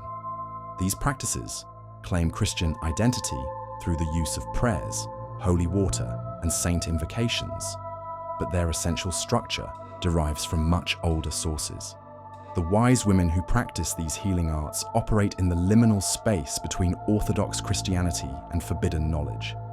They attend church regularly, receive communion faithfully, participate in community religious life with appropriate piety, but they also know which herbs to gather under particular moon phases, which words to speak over sick children, which rituals to perform for problems that resist ordinary medical intervention. Their clients understand the dual nature of these services. They seek help from women whose Christian virtue provides spiritual protection, while their special knowledge offers access to healing power that transcends official religious channels. The wise women's effectiveness derives precisely from their ability to navigate both worlds, the acceptable realm of church-approved devotion and the dangerous territory where older spiritual technologies still function. The seasonal markets reveal how completely these hidden practices integrate with community life. At Lammas fairs, where harvest festivals merge with commercial activity, vendors sell items that serve both practical and magical purposes. Herbs gathered at specific times for their enhanced power, charms written on parchment that combines Christian symbols with runic signs, amulets that invoke saint protection while incorporating imagery drawn from pre-Christian tradition. Buyers purchase these items openly, without shame or secrecy, because they operate within acceptable social boundaries. The sellers claim Christian identity for their wares. The symbols reference Orthodox devotional practice. The intended uses fall within the broad category of folk religion that church authorities tolerate if they cannot entirely approve. Yet beneath this surface respectability flows undercurrent of much older spiritual practice. The herbs carry power that predates any Christian blessing. The charms work through techniques developed by cultures that never heard Christ's name. The amulets protect through forces that respond to symbol and intention, regardless of the theological framework used to justify their creation. The marriage customs of rural Europe demonstrate the deepest integration of Christian surface with pagan substance. Wedding ceremonies that take place in church, performed by properly ordained priests using liturgical forms approved by ecclesiastical authority, nonetheless incorporate elements that echo fertility rites practiced when the ancestors of the participants worshipped gods, whose names are carved on stones weathered beyond reading. The bride's wreath contains flowers chosen for their magical properties as much as their beauty. The rice or grain thrown at the departing couple echoes offerings once made to harvest goddesses. The dancing that celebrates the union follows patterns that connect human fertility to seasonal cycles, individual love to cosmic forces that govern all generation and renewal. The Church blesses these customs as harmless traditions that add joy to Christian sacrament. But participants, whether they consciously acknowledge it or not, practice ceremonies that link their personal unions to powers much older and more fundamental than any particular religious system. They trust their marriage to forces that governed fertility and love before churches were built, that will continue long after the last bell tower crumbles to dust. In the end, the secret devotions reveal Christianity's greatest achievement and its deepest limitation. The Church succeeded in claiming the surface allegiance of Europe while failing to penetrate the underground chambers where the human heart keeps its most essential loyalties. Official conversion masked continuing devotion to powers that wear Christian names but remember older identities. The midnight gatherings at sacred wells continue because human need transcends theological boundaries, because certain kinds of spiritual hunger can only be satisfied by direct contact with forces that official religion seeks to mediate, because the earth itself retains memories that no amount of blessing can entirely erase. They gather still, these good Christian wives and pious farmers, these faithful churchgoers who nonetheless remember what their grandmothers whispered in the dark hours before dawn. They bring their desperate needs to waters that have received offerings since before Rome fell, to stones that marked sacred boundaries when the forest stretched unbroken from sea to sea. The well remembers, the stones endure, the seasonal fires burn on hills that have blazed with holy flame since humans first learned to call upon powers greater than themselves. And in the careful spaces between official approval and hidden practice, between Christian surface and pagan depths, the old devotions continue their patient work of connecting mortal need to divine response. The gods beneath the saints accept all offerings, answer all prayers, extend their ancient protection to any who approach with proper reverence, regardless of the names spoken or the theological explanations offered for their continuing presence in a world that claims to have moved beyond such primitive superstitions.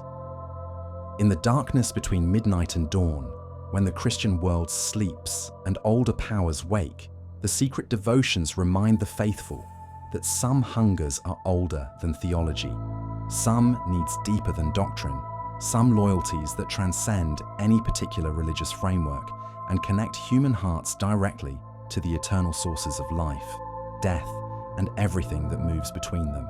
The procession winds through narrow Spanish streets like a river of devotion, carrying its ancient burden toward the sea. In Seville, under April's burning sun, the faithful bear their Virgin through cobblestone passages worn smooth by centuries of such journeys. She sways above the crowd on her golden platform, dark-skinned and regal, her eyes holding secrets older than the cathedral that claims her as its own. The men who carry her stumble under her weight, not the physical burden of wood and gold, but the spiritual gravity of a figure who has worn many faces across the long centuries of human need.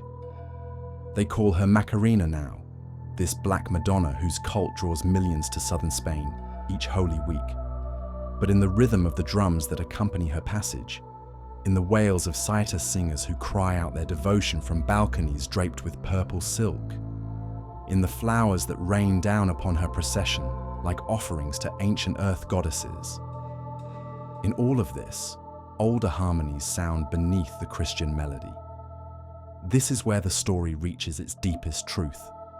In the living present, where the distinction between saint and God dissolves into the more fundamental reality of human encounter with divine mystery.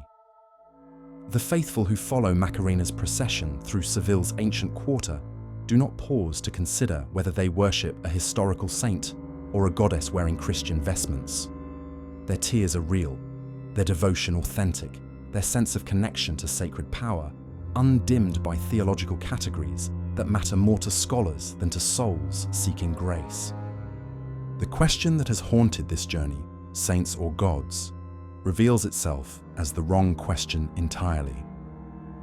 The deeper inquiry is not about identity, but about function, not about historical accuracy, but about spiritual efficacy, not about what these figures once were, but about what they have become in the crucible of human devotion across centuries of desperate prayer and miraculous response. Standing in St. Peter's Square on a feast day morning, watching pilgrims from every corner of the Catholic world gather to receive papal blessing, the continuity becomes unmistakable. These modern faithful carry offerings and requests that would have seemed familiar to worshippers in Zeus's temple at Olympia or Isis's sanctuary in Alexandria. They seek healing for the sick, protection for loved ones, intercession in crises that overwhelm human capacity to cope. The language has changed, the theological framework transformed, but the essential human gesture remains constant, reaching toward divine power in hope of aid that transcends ordinary possibility. The saints who receive these prayers have evolved far beyond their original identities, whether historical or mythical. Saint Anthony of Padua, invoked by millions who have lost important objects, bears little resemblance to the scholarly Franciscan friar whose biography survives in medieval records. He has become something more archetypal, the divine finder, the spiritual detective who specializes in locating what has gone missing from human life. His historical existence matters less than his continued effectiveness in this specialized role. Similar transformations mark every popular saint's cult. Saint Christopher, removed from the official Catholic calendar in 1969 when church authorities acknowledged his likely fictional status, continues to protect travelers worldwide. His medals still grace millions of dashboards. His prayers rise from countless airport chapels. His intercession is sought by any who face dangerous journeys. Official decanonization has not diminished his power, because that power never depended on historical verification in the first place. The Orthodox tradition, less concerned with the rigid distinctions that characterize Western Christianity, offers clearer insight into this spiritual reality. In Greek and Russian Orthodox churches, icons serve as windows into the divine realm rather than mere historical portraits. The faithful who pray before an icon of Saint Nicholas do not primarily remember the 4th century Bishop of Myra, but encounter the eternal archetypal protector who responds to specific human needs regardless of the historical details surrounding his earthly existence. The anthropological perspective illuminates why this functional approach proves more spiritually satisfying than historical accuracy. Human beings appear to require what scholars call personal divine beings, spiritual entities who combine transcendent power with intimate accessibility, who bridge the gap between cosmic deity and individual need. The saints fulfill this role perfectly, offering divine authority scaled to human comprehension, unlimited power channeled through familiar personalities. This psychological insight explains the remarkable consistency of saint functions across different cultures and time periods. Every Catholic region develops saints who control weather, heal specific ailments, protect particular professions, and guard against specialized dangers. These distributions follow patterns of human need rather than historical accident, suggesting that communities create or adapt saints to serve essential spiritual functions, regardless of biographical authenticity. The persistence of these patterns in traditionally Protestant regions that officially rejected saint veneration demonstrates the deep human need these figures address. American folk Christianity, despite its theological hostility to Catholic saint devotion, has produced equivalent figures who serve similar functions. Folk heroes like Johnny Appleseed acquire saint-like attributes. Historical figures like Abraham Lincoln receive quasi-religious veneration. And regional folk traditions develop protector spirits who differ from saints mainly in name. The rise of secular saints in modern culture further illustrates this principle. Princess Diana, canonized by popular acclaim rather than ecclesiastical authority, receives prayers and pilgrimage from devotees who credit her intercession with miraculous interventions. Elvis Presley's Graceland draws pilgrims who practice devotions remarkably similar to traditional saint veneration. These modern phenomena suggest that the human impulse to create personal divine intermediaries transcends any particular religious framework. The question of effectiveness, do these devotions actually work, leads into territory where empirical measurement proves inadequate to capture spiritual reality. Medical researchers document unexplained healings at sites like Lourdes, where millions credit the Virgin Mary's intercession with cures that defy scientific explanation. Psychologists note the therapeutic benefits of pilgrimage, ritual, and community devotion. Sociologists observe how saint cults provide social cohesion and cultural identity for communities facing modernization's disruptive pressures. But these analytical approaches miss the phenomenological core of saint devotion, the lived experience of individuals who find in these figures what they cannot locate elsewhere. The widow who lights candles to St. Jude discovers hope in her desperation. The sick child whose family prays to St. Peregrine experiences healing that medical intervention could not provide. The traveller who invokes St. Christopher's protection arrives safely at his destination. Whether these outcomes result from divine intervention, psychological suggestion, coincidence, or some combination of factors matters less than their reality in the lives of those who experience them. The saints work because people believe they work, and that belief generates genuine transformation in human experience. This circular logic, faith creating its own validation, characterizes all religious phenomena and explains why purely rational analysis fails to capture spiritual truth. The geographical dimension of saint devotion reveals another layer of this functional reality. Certain saints achieve universal recognition, while others remain intensely local, tied to specific landscapes and communities. Our Lady of Guadalupe speaks primarily to Mexican Catholics, while St. James maintains special relevance for the Spanish pilgrimage routes that bear his name. These regional variations suggest that effective saint devotion requires cultural resonance as much as theological approval. The pilgrimage routes that crisscross Europe demonstrate this principle in action.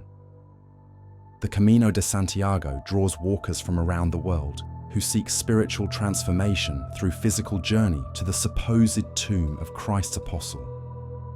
Whether James ever set foot in Spain, whether his relics actually rest in Santiago's cathedral, whether his historical biography matches the legends told about him, these questions fade into irrelevance for pilgrims who find authentic spiritual experience along the ancient paths. The psychological journey from skepticism to faith that many modern pilgrims describe illustrates how spiritual truth transcends historical fact.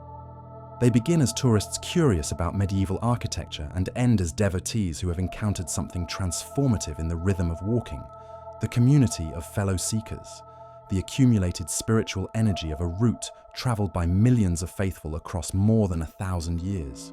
The economic dimensions of contemporary saint devotion reveal both the continuity and transformation of these ancient practices.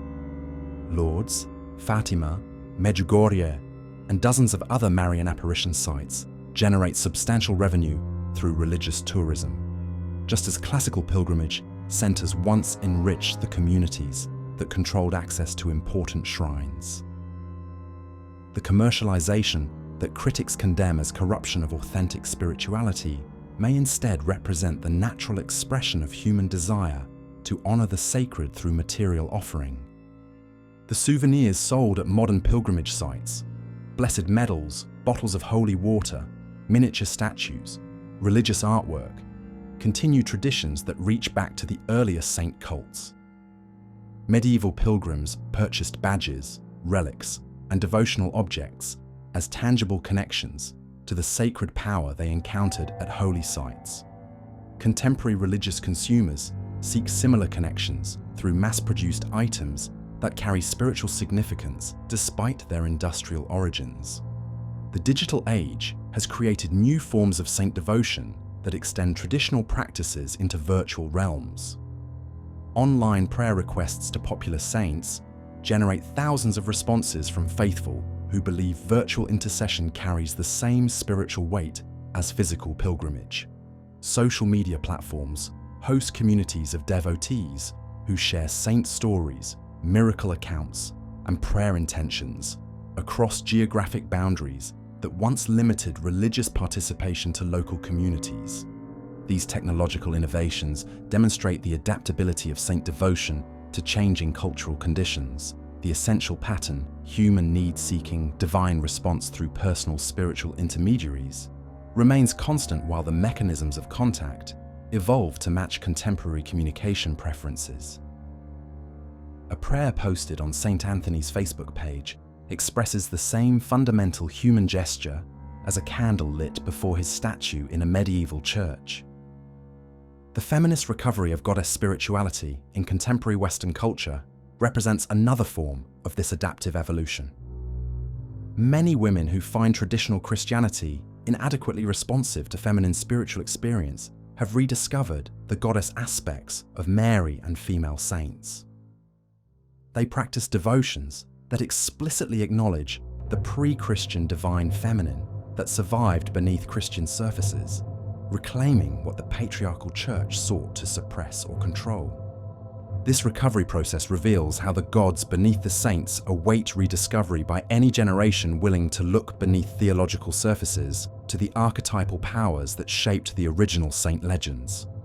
Brigid emerges again as the Celtic goddess of fire and inspiration. Mary reveals her connections to ancient mother goddesses. Female saints reclaim their roles as intermediaries for divine feminine authority that official Christianity marginalized but could never completely eliminate. The environmental movement has produced similar recoveries of saint figures who embody ecological concern. Saint Francis of Assisi, historically a medieval mystic concerned primarily with personal spiritual perfection, has become the patron of environmental activism, his legendary rapport with animals interpreted as early ecological consciousness. His transformation into an environmental icon demonstrates how saint functions evolve to address contemporary spiritual needs regardless of historical accuracy. The interfaith dimensions of contemporary saint devotion challenge traditional boundaries between religious traditions. Hindu devotees in India honor Christian saints alongside their traditional deities, finding no contradiction between different pantheons that serve similar spiritual functions. Buddhist practitioners in traditionally Catholic countries incorporate saint veneration into their meditation practices, treating Christian figures as bodhisattvas who assist spiritual development.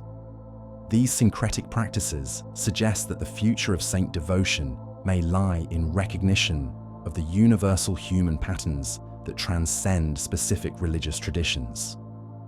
The archetypal functions served by saints, healing, protection, guidance, intercession, appear in all spiritual traditions, expressed through different mythological systems, but addressing identical human needs.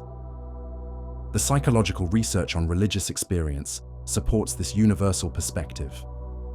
Studies of mystical states, miraculous healings, and transformative spiritual encounters reveal consistent patterns across different cultural and religious contexts. Whether the divine encounter occurs through saint intercession, goddess invocation, shamanic journey, or meditation practice, the fundamental neurological and psychological mechanisms appear remarkably similar. This scientific perspective suggests that saint devotion taps into deep structures of human consciousness that evolution has shaped to respond to spiritual stimuli. The capacity for religious experience, the tendency to personalize divine power, the inclination to seek supernatural aid in crisis, these characteristics appear across all human cultures and may represent adaptive responses to environmental challenges that no individual can face alone. The ecological crisis confronting contemporary civilization has generated renewed interest in spiritual traditions that emphasize connection between human welfare and natural systems. The indigenous wisdom that never fully separated sacred and secular realms offers insights that purely materialistic worldviews cannot provide. The gods and goddesses who dwelt in forests, rivers, mountains, and seasonal cycles may offer necessary guidance for species survival that depends on restored relationship with the living earth. In this context, the distinction between saints and gods becomes even less relevant than their shared capacity to mediate between human consciousness and the larger spiritual forces that shape existence. Whether through official Catholic saint devotion or neo-pagan goddess worship, contemporary seekers attempt to re-establish connections that industrial civilization has severed. Relationships with natural cycles, seasonal rhythms, ecological communities that include more than human persons. The question that opened this investigation, saints or gods, dissolves into recognition that these categories represent human attempts to organize spiritual experiences that transcend organizational schemes. The divine figures who respond to human petition and offer supernatural aid operate according to spiritual laws that remain consistent regardless of the theological frameworks used to interpret their activity. Standing again in that Spanish street where Macarena's procession winds toward the cathedral, watching tears stream down faces lifted toward a figure who embodies both virgin saint and ancient goddess, the deeper truth becomes unmistakable. The names matter less than the devotion, the historical accuracy less than the spiritual efficacy, the theological categories less than the lived reality of transformation that occurs when human need encounters divine response. The gods beneath the saints have never hidden. They have simply allowed themselves to be called by different names, honored through different rituals, approached through different theological systems. Their essential nature, the capacity to bridge finite and infinite, human and divine, temporal and eternal, remains unchanged across all the surface transformations that mark religious evolution. Perhaps this is the deepest mystery of all, that the divine adapts to human spiritual need with such flexibility that it can appear as pagan god or Christian saint, as ancient goddess or medieval mystic, as a local protector or universal savior. The theological labels shift like seasonal clothing, but the essential spiritual reality they clothe endures across centuries, millennia, the long cycles of human religious imagination. In the end, the gods and saints reveal themselves as different faces of the same eternal truth, that human beings live in relationship with spiritual powers greater than themselves, that these powers respond to sincere petition, regardless of the forms through which it is offered, that the divine presence manifests through whatever cultural expressions allow it access to human hearts. The procession reaches the cathedral, where Macarena will rest until next year's journey through streets that remember every step of her long pilgrimage through human history. Tomorrow, the tourists will return to photograph her golden splendor. Scholars will debate her historical origins. Theologians will analyze her doctrinal significance. But tonight, in the quiet hours when the crowds disperse and the candles burn low, she will listen to the whispered prayers of the faithful who know her by older names, who remember her in the language their grandmothers spoke in the darkness before dawn, who trust her with the ancient confidence of mortals, who have always known that the divine wears whatever face allows it to answer the prayers of those who call upon its aid. Saint or goddess, historical figure or mythic creation, orthodox devotion or pagan survival, the categories dissolve into the deeper reality of spiritual relationship that connects human hearts to the sacred sources that have always sustained them, that sustain them still, that will sustain them through whatever transformations await in the long journey of consciousness toward whatever truth lies beyond all the names we use to call upon the mystery that enfolds us all.